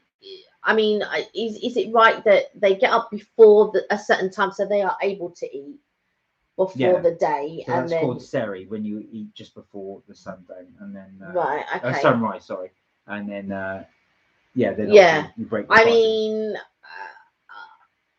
sometimes I take part in Lent, which means you give up one thing, the one thing that you enjoy for 6 weeks. And I find that difficult. It's like sometimes I give up meat, sometimes I give up chocolate.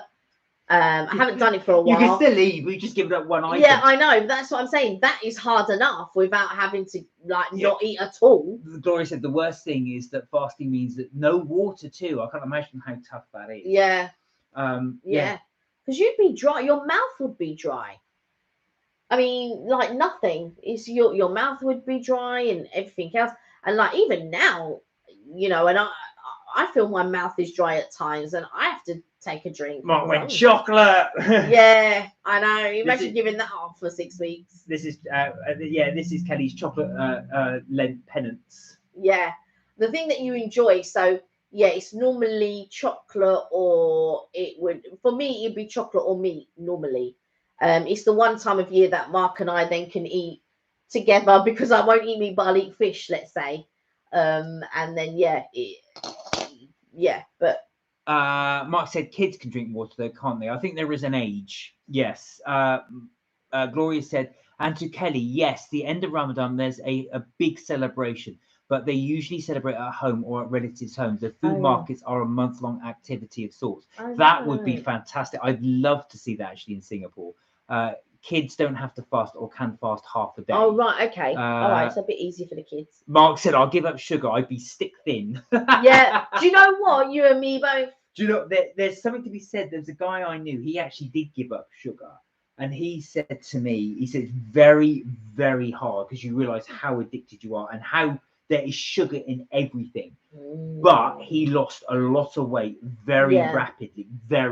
He said within the first week, he'd lost about half a stone, because it just completely falls off. I think if you did that with a lot of food groups, so say like you decided to Gloria said, perfect diet plan. Can you imagine? I think if you gave up like carbs for 6 weeks, or you gave up protein for 6 weeks, or you gave up sugar for 6 weeks, or you gave up dairy for 6 weeks, I think your body would make certain adjustments. Do you know what I mean? So either or of the groups, I think you would sort of like. Wasn't that the Miami diet or something, where you give up sugar for 2 weeks? I have no idea. You did it. But I didn't do I did Atkins. No, you did one. There was one diet you said that you give up sugar for a week or two. Florida diet, Miami diet. No, the Atkins, you give up sugar for 2 weeks, but you give up sugar and you give up carbs for 2 weeks. That's the keto diet, and that's the right. Sorry, and yeah, that's the Atkins diet. Mark said, I read in the paper that they reckon it's harder to give up sugar Yes. than if you were a druggie trying to get off heroin. Yes. Do you know what? There's completely. probably a lot of truth in that, Mark, actually. Yeah. Highly addictive. Do you know what? When we go to the United States, and we've always said this, whenever we order something like here, if you in the UK, if you ordered a coffee, you would get literally that coffee. But when I ordered coffee in the States, it's sweet. And I thought, why is it sweet? And they feel they've got to add something into it, some type of syrup or something to make it sweet. And I just said, no, can you make it without the syrup? I don't want sugar. Sugar in bread, like, and things like that. That I find that when I go to the States, there's lots of hidden sugars. So, like here, you can pretty much guarantee what's going to have sugar in it and what's not going to have sugar in it. So, and also they now are a little bit more transparent, not as transparent as they should be, but a little bit more transparent, where it will tell you the traffic light system, green, red, whatever, and you can see your fat content clearly, you can see the sugar content clearly, and all the things that you can look at to make an informed decision about how you're going to eat, what you're going to eat, and things like that. In the States, what I found is if you don't pay attention to certain things, there's lots of hidden sugars or hidden calories and things like that. However, what is good about the States, which we don't adopt here, which I think we should, a lot of the menus will have the calories and will cater to specific diets, like they'll cater to keto or they'll cater to Atkins or whatever. So if you don't want carbs, you can separate your carbs. You don't have to, you can swap it out for a salad or something like that. And I think that is an idea that would be good to adapt here. If you didn't want to miss out on going out with your friends or whatever, you without having, I don't want to have to plan every single meal. I don't want to have to do that. But if I know I can just freely go to a restaurant, have a look down the list, see what the calories are or whatever, or say, do you know what, I'm not going to have the potatoes, I'm going to swap it out for a salad. There are some restaurants that will do that. They'll just not put the chips on your plate or whatever and put a salad in place of it. But not all restaurants, not everywhere is willing to cater for you and stuff like that. But so I'm laughing because, like, when we went to the United States, they're so accommodating. So they will, if you order a meal, and let's just say, for example, it came with rice and peas, for example, and say it came with beans and then something else, and you say, oh, can I swap the potato for rice for potato, and can I swap the peas for broccoli? They will do that. But they're like, sure, like they've heard it every day, all day, every day, and they were really good, and they do quite a lot of things. It's normal. It's like breathing air. But sure. Yeah, but when we when we went to Belgium, that was so funny. So Kelly ordered a croque monsieur, which is a cheese and ham sandwich, basically a hot cheese and ham sandwich, and it came with Gouda cheese. And Kelly turned to the guy and she said, "Oh, can I change the Gouda for something else?" No. I said, do you know what? I won't have it. It's fine. No. But he didn't care that I wasn't going to have it or not, because there'll be somebody else that will come along and eat whatever. But yeah, he had no qualms in telling me that. But I'm equally used to that sort of behavior as well. So for me, it's just as easy for me not to have it, because I didn't really want the croque monsieur with Gouda cheese anyway. So I just thought, in my mind, I'd already planned, if he's going to say no, it's fine, I don't have to eat here, I can go and eat somewhere else. Plenty of places. You've got to respect that and admire that in some way. Will you change it? No, absolutely no way. But I'm going to entertain it. But I said to Mark, before I was going to ask him, like, guys, he's not even going to change it. I said it's worth an ask, because I'll be shocked if they do. Oh, that made me laugh. So yeah, Gloria said about obviously the addiction of sugar. No way, that would explain so much. So Gloria's been replacing sugar with artificial sugar, and it's just as addictive. Do you know what? Be careful with that, because there's a lot of chemicals in artificial sugar. Mark said, I don't have sugar or milk in my tea or coffee. I drink Diet Coke. There's the same amount in normal Coke. Is there artificial sugar? Do you know what? It's things like xylitol and aspartame and all of those types of sugar, all of those types of replacement sugars you have to be very careful And I'm guilty of it myself in the sense that I used to drink so much Diet Coke. Like Mark will tell you, Yeah, she used to or I drink a lot. drink so much Diet Coke, Mm. and what it started to, and I've been drinking Diet Coke for years. It's not, I've been drinking Diet Coke for years, from teens all up until my 30s and all of that. And what happened was, one day it was started to give me a tummy ache, and I thought, oh, do you know what? I'm gonna now. Sometimes they switch out different sugars or different fake sugars and things like that. So whatever was happening was starting to give me a tummy ache. So I said, do you know what? I'm not going to have it anymore. So I now have it on rare occasions. So like when we went to the Duck and Waffle and things like that, that is when I had a Diet Coke. But I don't have it very often.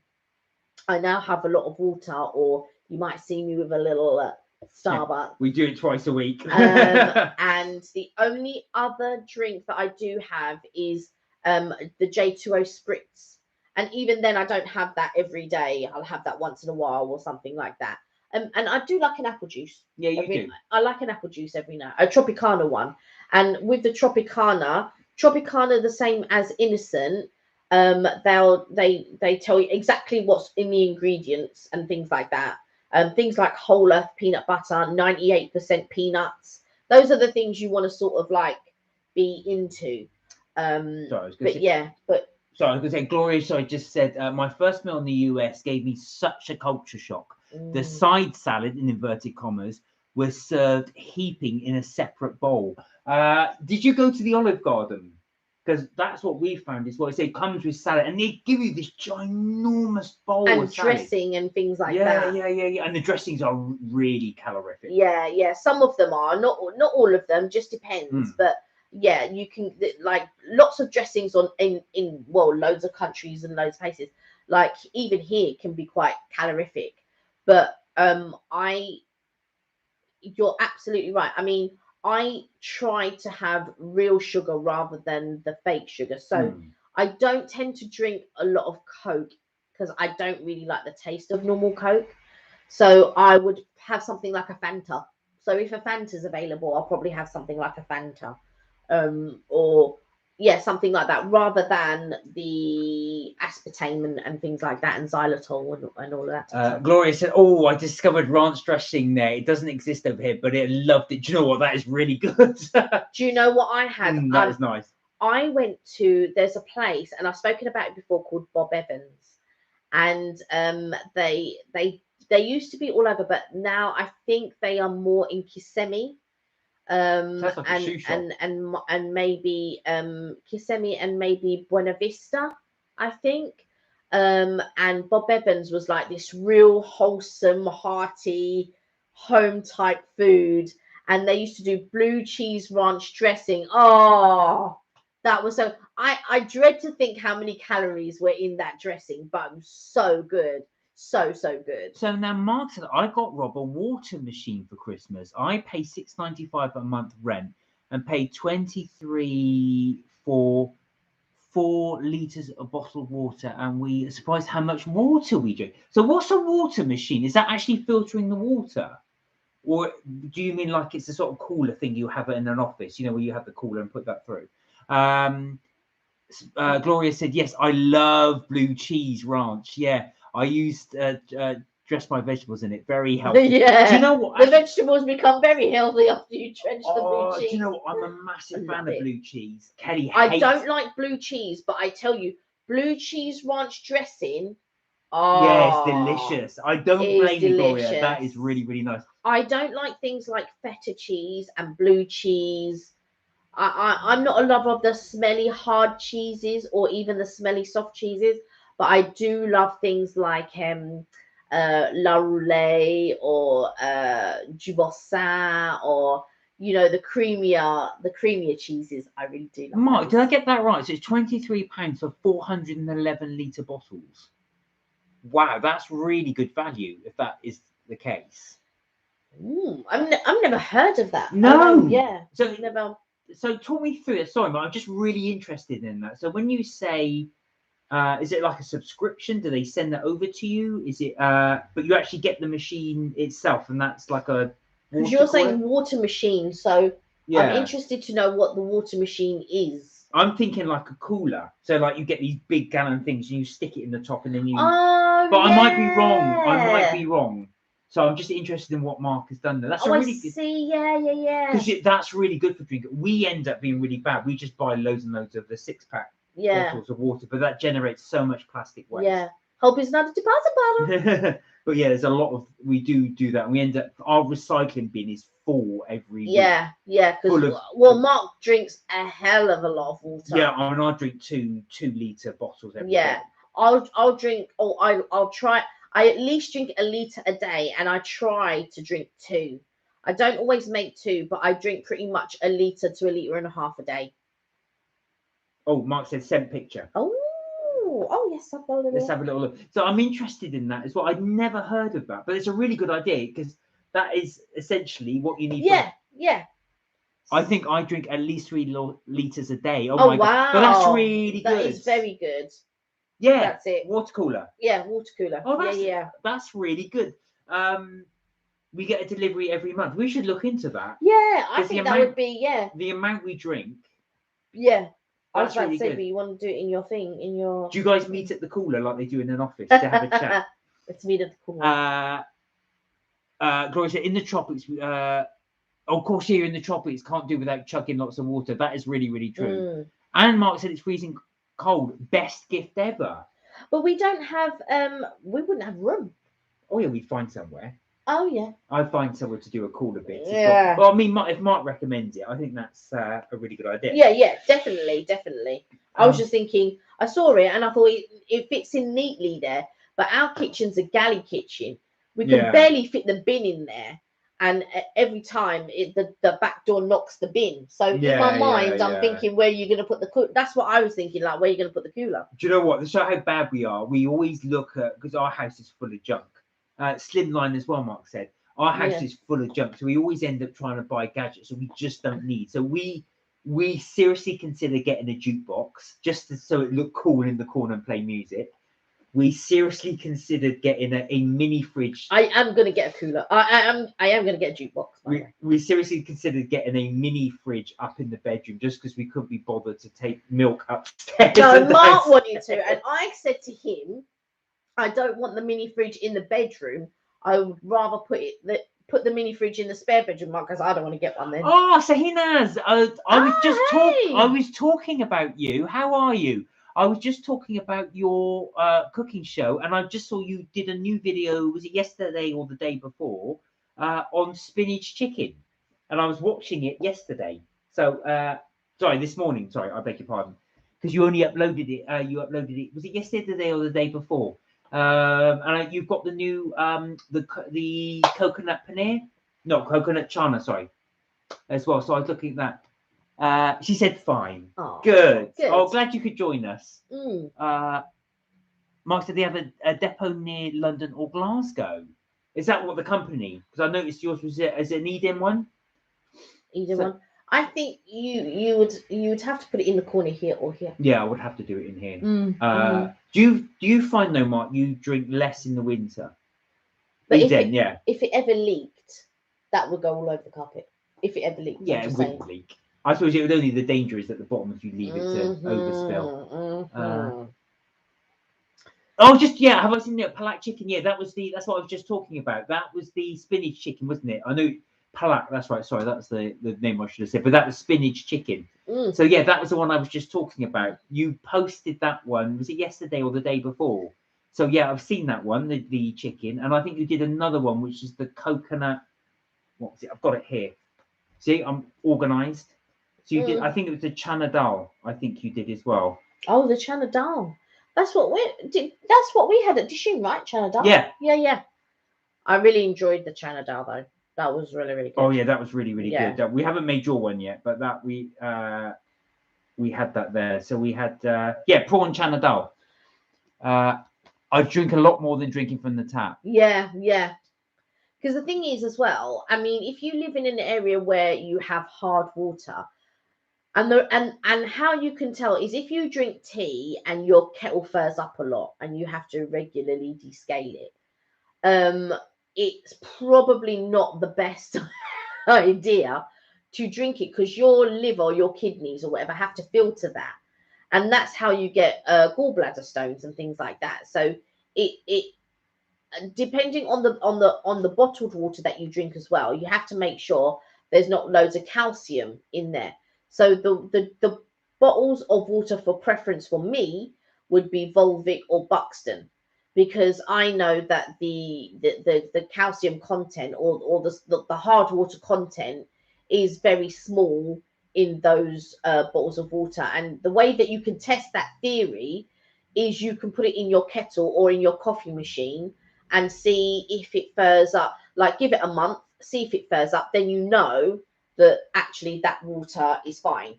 If you do it with one of the other ones, let's say Evian or one of the other ones, and it furs up your kettle, then you know. So Mark said, yeah, there's nothing in Eden's water. It is literally just water, which is good. Yeah. SAHENAAZ, I did check that one out. I also checked out your other one, which is the garlic paneer recipe. That which looked really nice. I love paneer. Yeah, you do. Yeah, so when we went to Dishoom, we did try the mushroom paneer. Not mushroom, No, sorry. the pineapple. The pineapple paneer. Oh, you didn't. I was like, no, you didn't. No, yeah. So yes, and your new video, which is your new video, is the palak chicken, the spinach chicken. So there you go. Yeah, because when you said mushroom paneer, in my mind, but in my mind, I thought, oh, maybe it's not the cheese then. I thought you talking about something else. No, I was thinking of something else. No, it was the pineapple. Sorry, the pineapple. Yeah, and then I thought, no, the paneer is the cheese. No, it was pineapple. Yeah, that was right. Pineapple one. So that's the one we had in the shoot. Yeah, I didn't have it. I can be sometimes a little bit funny with cheese. So I mainly, there's not very many hard cheeses that I like.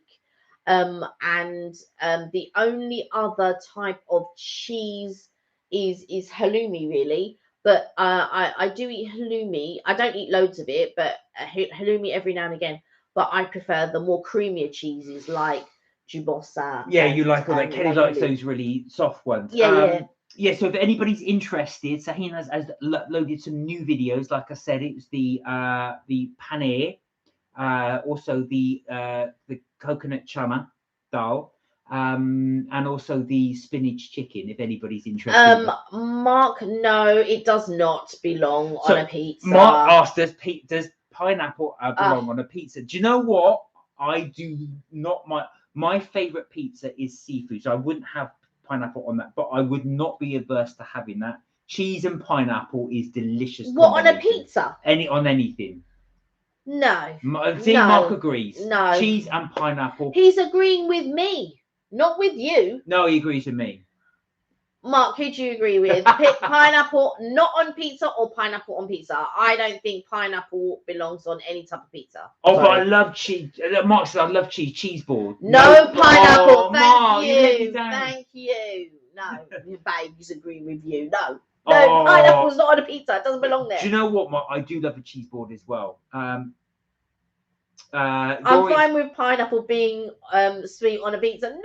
No. But it's not. It's more the fact if it's lukewarm that I hate. The temperature that kills me. So I know what you're saying. There is that point because I think they put the cold pineapple on the pizza. Yeah. And then that starts to heat up from the heat of the pizza. But I wouldn't be opposed to putting pineapple on a barbecue. Not on my meat, but I wouldn't mind having barbecued pineapple. So, Mark, what is your ultimate cheese board? If I said to you, I'm going to put a cheese board, and I will give you a choice of any 5 cheeses of your choice, any 5, what 5 would it be? Thank you. We would love to come, actually. Love to do that as well. And also as well, I do want to try, I'm a bit behind on my cooking, but I will try one of your recipes, SAHENAAZ, because I do like watching your videos. You've got some really good ones on there. And I've got your channel, like I said, I'm just going through all the food channel as well. So I have been checking out your food channel. I like what Mark says. I could stare people out when they order ham and pineapple pizza. It's so true. Just look at them. Do you look them up and down, Mark, with contempt when they walk past you? Go like that. Yeah, like that. I'm telling you. That's a mad thing. So what would be your 5 ultimate cheeses that you would have on your cheese board? What would be your 5 ultimate cheeses? I will tell you. Go on. I would go for a really good, I'll be boring, but a really good classic cheddar. Okay. I would have on that blue cheese, because I love my blue cheese. I know you do. I would have on a German smoked cheese. Oh, okay. I love my smoked cheese. Yeah, you do. I would have a really good high quality, probably a really good high quality Wensleydale with some fruit in it. So that would either be Wensleydale with apricot, cranberry, or ginger. Maybe the ginger would pick it. I wasn't allowed to have one. And I would finish it off with, what would I have? Or what would I have? I'd have another classic strong cheese. I think I would have to go with something like Red Leicester, I think. Or Brie, good strong cheddar, Danish blue, goat's cheese, and some. God, your list is so close to mine, Ash, but I'm going to go with yours, goat's cheese. I would add that in as well. Mark, No. you are a genius, sir. I would go with La Roulette, cheddar, like a Cathedral City, something a bit mild. And I would go with a Red Leicester. I would go with a cranberry Wensleydale, because I love a good cranberry Wensleydale. And I would go for,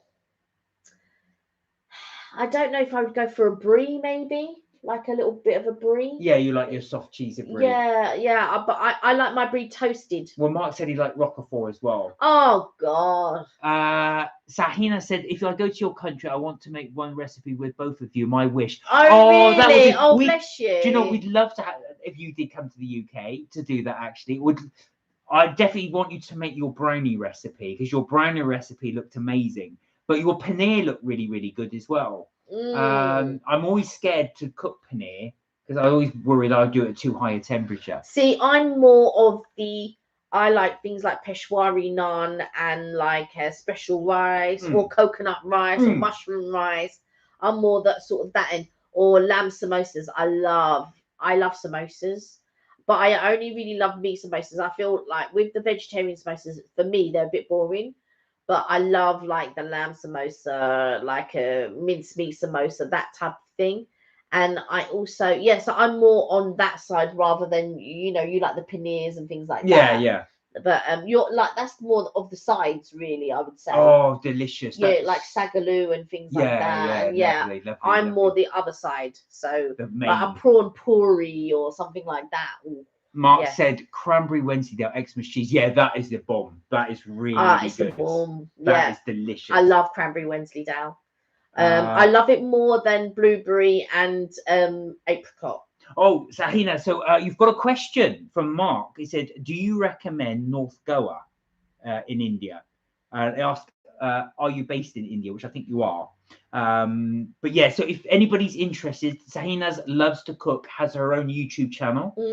Been looking as well. So she does make recipes. She's got quite a few on there as well. And she does post quite regularly. So there's got. I think she does them in her own language, but then does she have They've got English subtitles? At the bottom, so you will have the recipe there. So you can. She does the recipe in English. I can follow it. So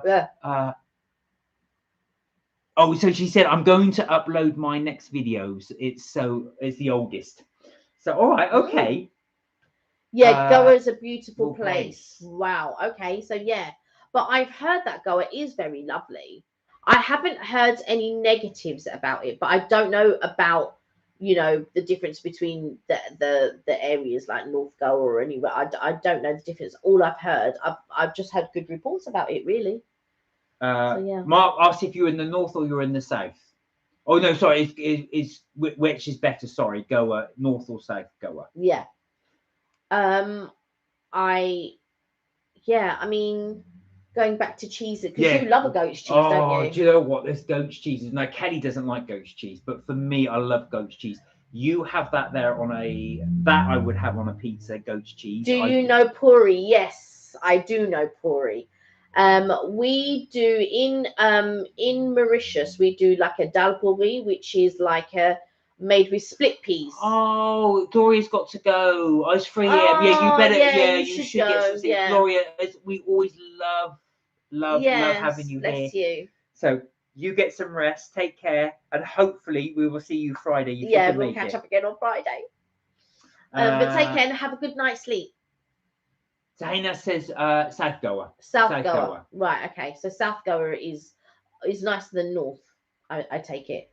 I love the stinky, most shocking cheeses. Gloria said, I love catching up with you both. I'll email you for the pics. Yeah, yes, please definitely do. email me and I will send you pictures and things like that, all that type of stuff. Puri is near to my home. Oh, 60 wow. Okay. 60 km. Yeah, that is quite close. Okay. I thought you meant Puri as in the food. No, Puri the place. Yes, Puri the place. What was I going to say? Mark said lots of crackers and grapes. Oh, yes, Mark. Now you're talking about it. But you're like me, the stinky cheese, the really strong cheese. But that's the thing as well. When you've got grapes as well, that sweetness of the grape really cuts in with that real salty bitterness of that cheese. I never really have grapes with the cheese. Lovely. But you know what I do? I do buy like things like Ritz biscuits and those sorts of crackers, and then like have them. But even one time I put some. I was doing shopping for his parents, and I just chucked some in the basket, and then I sent, and then we sent them. I think, what did we do it for? I think it was like a Mother's Day or a Father's Day something. Oh yeah, it was, and I wanted to do like a hamper, but I wanted to choose what I wanted to put in the hamper. So it was like a picnic. So I did a load of picnic stuff in a shop, and your mum really enjoyed the la roulade and stuff like that. Yeah, that I put she in, did love it. And cranberry Wednesday. Yeah, that went down the treat. So SAHENAAZ said her place where she lives is called Cuttack. Mark said good old 1970s Ritz. Red, yeah, you can't. Those are Ritz amazing. Biscuits. So Ritz, cheese, grape, fantastic. Do you sandwich them? Do you go Ritz, cheese, grape, then Ritz? No, I just dip. Or do you just have it on the top and eat? Well, no, you don't dip with cheese, not the hard cheese. No, but with the soft cheese, yeah, I said cheese. I dip, not you dip. I dip because I scoop mine up and I just make a little sandwich of it. 2 Ritzes, sandwich that in. Yeah, delicious. I just normally, if I'm doing the hard cheese like cranberry Wensleydale, I'll cut them into squares and then I'll have a little square on a Ritz biscuit, and that's how I eat it. Place cheese on top. Yeah, there you are. So you don't do. See, I'm a Philistine. You're more of a connoisseur with the as you have it like a what do you call the little. Like an amuse-bouche. Amuse-bouche. Like a little amuse-bouche. Yeah, I was about to say aperitif, but that's a drink. No, it's like a little amuse-bouche. Yeah, like a digestif is a drink. But no, yeah, have it like an amuse-bouche or a canapé if you like. So SAHENAAZ, with your paneer, because I know you've done the garlic paneer video and you've done your garlic paneer dish. Do you have any other dishes you make with paneer? Is there another paneer dish that you would recommend? So I have seen your garlic paneer, but I don't know if there was another one you'd recommend doing. And Tom, if you're out there or if you're watching, I hope you're recovering because Tom has COVID. Yeah, he had COVID. And that was a couple of weeks ago, so hopefully he's now better. Yeah, but it took me 6 weeks. So not everybody recovers, so I hope you're okay. But he was double jabbed. Yes, he was. He was double jabbed. So he should be okay. Oh, so he says, it's so tasty. Yeah, that's your garlic one. The garlic one. So there's garlic. I love garlic. I'm not gonna lie. I really do enjoy. There's a place that we order from, and they do prawns swimming in garlic butter. And they also do Turkish bread with that, and we dip it. Oh yeah, that's so good. There's a local restaurant to us when we order, they do that as well. That's so delicious. Good. So it's actually Turkish bread that you dip into that. It's really, really good. Making me hungry now, especially with all the cheese board. I might go make a cheese. I haven't got any cheese. No. We'll have to order some more cheese. We'll have to do a shop. Yeah. Do you know Dalma? No. No. What's the Dalma? Is Dalma a place or is Dalma a food? Is the question. What was the other one, actually? The other one... Go on, you carry on. So I love talking about food, as you know. And Mark, I'm a bit of a foodie. So I like, and my taste can be a little bit bougie, but don't get me wrong, I can still rock it with the old Nando's. You know, like I don't mind anything cheap and cheerful, like a Toby Carvery or a Nando's or something like that. But sometimes I do like to be a little bit bougie at times. So hence things like the duck and waffle. But there is a place, and I don't think you've been before, Mark, and that was at La Cabana, and it's in Matcha in Lanzarote. And I have spoken about it many times. I joined, so I follow them on Facebook, and every week they change up their menu, and every week the food just looks so delicious, and I just think, oh God, I wish I was there. And basically, it's a British couple, and I think the husband is a chef, and I think he got bogged down with, you know, all the hours that he had to put in London and all of that type of stuff. So they decided to go and live in Lanzarote, and then what they've done is they turned their what I guess you would call a normal living room into a kitchen restaurant, and they got several tables. And then what they've done is they've built an outside bit that is also covered, because you know, in case it rains and everything else, and they have a restaurant bit there as well. So it's like on the inside is their living room, and then as you come out, they've done sort of like for want of a better word, almost like a front conservatory almost.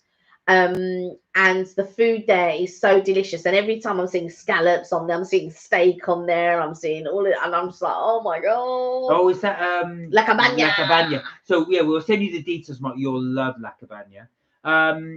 So SAHENAAZ said, do you know, Dharma, it makes a chana dal with vegetables. Oh, I was going to ask you actually, because you uploaded, I'm just on it here, was the fish curry, the bindi fish curry you did, which you put as lady finger fish curry. And that looked quite good. I will. I'll send you some pics. Yeah, we'll send you will really like that. It was voted the #1 restaurant in Lanzarote for several years in a row. I don't know if it still is. I don't know if it still is, but on TripAdvisor it was. Yeah, on TripAdvisor, exactly. Because that's how I found it. Because what happened, and I've said this story before. One year, me and my friend, we were going to spend Christmas in Lanzarote, and I wanted to find a restaurant for Christmas Day. She wasn't that bothered about going for Christmas Day, but I was. And I found a restaurant, and it was all very almost last minute. I think I found it a week before, because everywhere was booked or closed for, you know, for the season.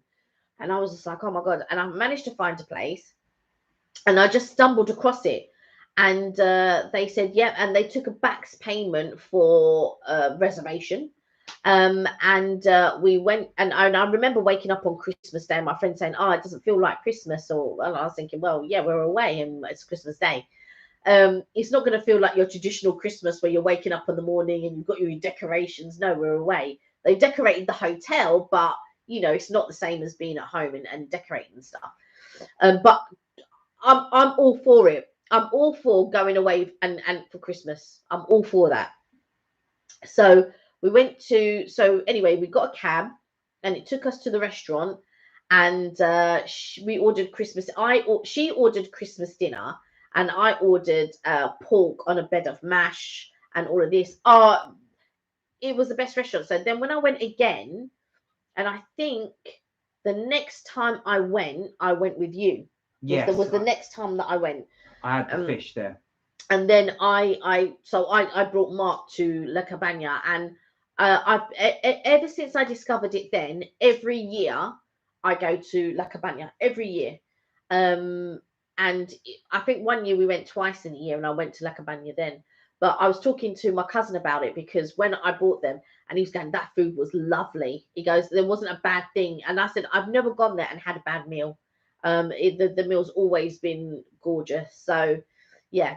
You'd like it. Yeah, you would definitely like it. Mark. You will need to get a taxi there and back, because it is in the middle of nowhere, but it is really good quality food. Yeah. SAHENAAZ said, it's the lady finger fish curry. Yeah, that's the one I was talking about. Right. That's the one I saw there. Looked really, really good. Oh, and Mark's just added you. Oh, so okay. He's just found, what we will do, SAHENAAZ, if you're okay, we will add your channel description to the...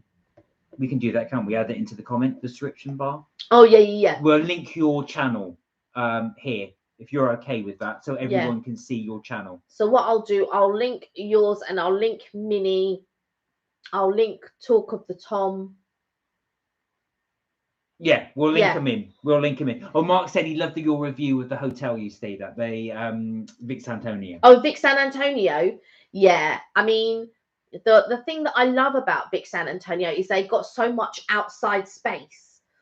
So normally when you go to a hotel, you only have your outdoor space, so your balcony, and the area by the pool.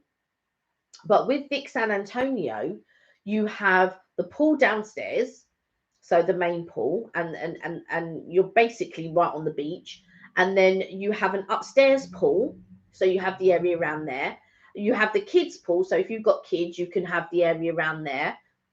And then away from the pool, there's a little area that's just tucked out of the way, so it's not near the pool or anything. And then they have a terrace, like a sun terrace, where anyone can sit out. There's just tables and chairs there. You can go sit down there, and it's just, yeah, I love the fact that they've got so much outdoor space. Mark said, I like a separate bedroom, or I would stay there. Oh, so do they have a separate bedroom? So is it a suite then when you, because you stay at SAHENAAZ, right? So do they, is it like a suite? So you have a living room and a bedroom? In Las Costas, which is next door to Vic San Antonio, you have a really large room. So you have a bed and a sofa and a side with your thing. You have the shower around the corner, shower and bathroom around the corner, but also you have a front terrace. Mark said, yeah, that's right. Right, okay. That makes a lot of sense, yeah. actually. That sounds nice, actually. Yeah, I think we should try it one day. Yeah, we end up going to Vic San Antonio because we went there one year. We liked it so much. What's good about Vic San Antonio is just the location is fantastic. You're really close to the strip. Well, Vic San Antonio is just at the other end. It's the opposite end of the strip. Ah, so okay. you're still on the strip. It's just the opposite end. All right, we'll check that out. It's on the beach as well. It's beachfront. But it's literally the last hotel at the end of the strip. Literally. Okay. So you know where Dahlia is? Yeah. At the other end. So it tucked behind. It's in front of that. You're that end. Right. I'm with you. Okay. So where the Dahlia is at the very end, and there's a couple of shops that we go in there sometimes. Fundgrub. Yeah, that's the other Fundgrub. Yeah. Yeah. Because Rob snores, so I need to lock him in the bedroom. And we stay at the other end.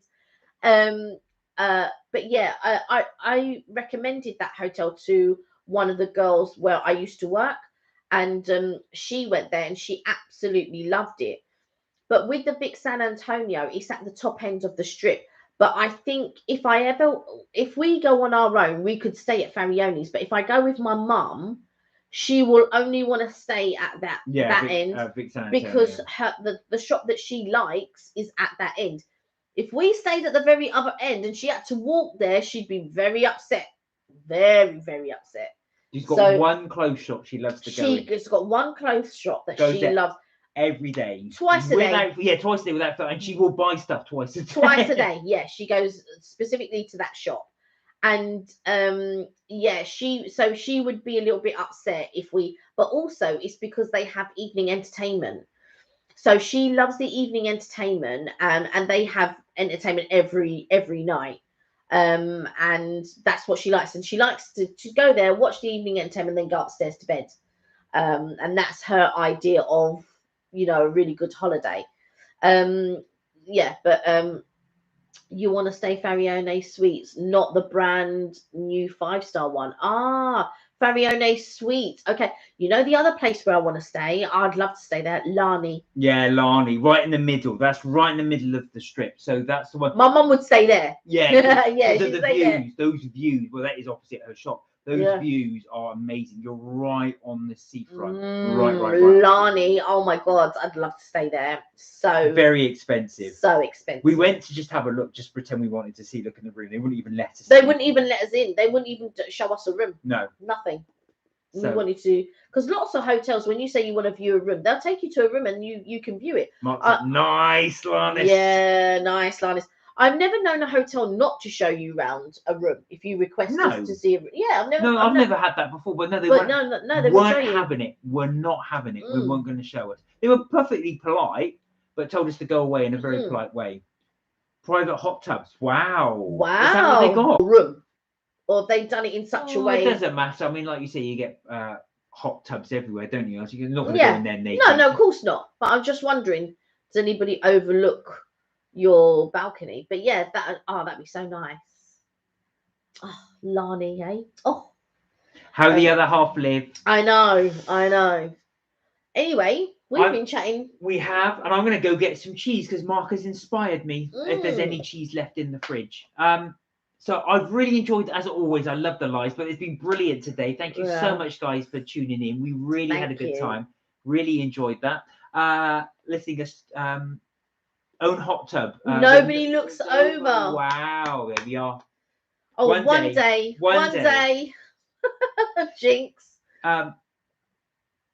Thank you. We love you. Thank you, SAHENAAZ. Thank you so much for joining us. We love that you're there. Yes, we will link love everyone that's here. Thank you. I want cheese. So SAHENAAZ, we will put your link in there. So if anybody's watching the live, do have a look at SAHENAAZ Loves to Cook. She's got some really good cooking videos on there. Good luck on your last day, said Sam. Thank you. I'm going to bring some goodies in. Oh, let me get the goodies and I'll show you what I'm going to bring in. Oh, you can see the goodies. I'll sign us out while you're trying to get those as well. Try not to kick everything. Do you know what? I feel stiff from sitting down in such a... I know. We sort of sit down for 2 hours and you end up getting cramp and all sorts as well. But yeah, so SAHENAAZ Loves to Cook. We will put the link in there. Watch some of her videos there. We have. Kelly's just going to go and grab her snacks to show. God, it's 8:16. I know. Do you know what? When we do the lives, I forget the time. You realise how quickly it goes. So we always like to do it for like a couple of hours, just to sort of show anybody who wants to delve in. There you go. Look. Okay, so this is the salted caramel tea cakes. So I brought that in M&S, and then I bought 3 of these because you only get 6 in them. So those, and that you can see that it's blue, so it's individually wrapped there. So there's only 6 in a pack, so I bought 3 packs, and then yeah, there we are. So we will sign off, guys. Thank you so much for joining. We'll link all these videos in. Look after yourselves. Please stay safe, and as always, remember you are never too old to have fun. So for now, from both Kelly and I, we'll say goodbye, and hopefully you'll join us 6 o'clock UK time for the next live on Friday. Showing off M&S. Exactly. We don't even get sponsored. No, we don't. All right, guys. Take care. Lovely to see you. Yeah. I've got to go. Sam, you've got to go to M&S. Take care, all guys. Right, take care. Bye. Bye. Bye.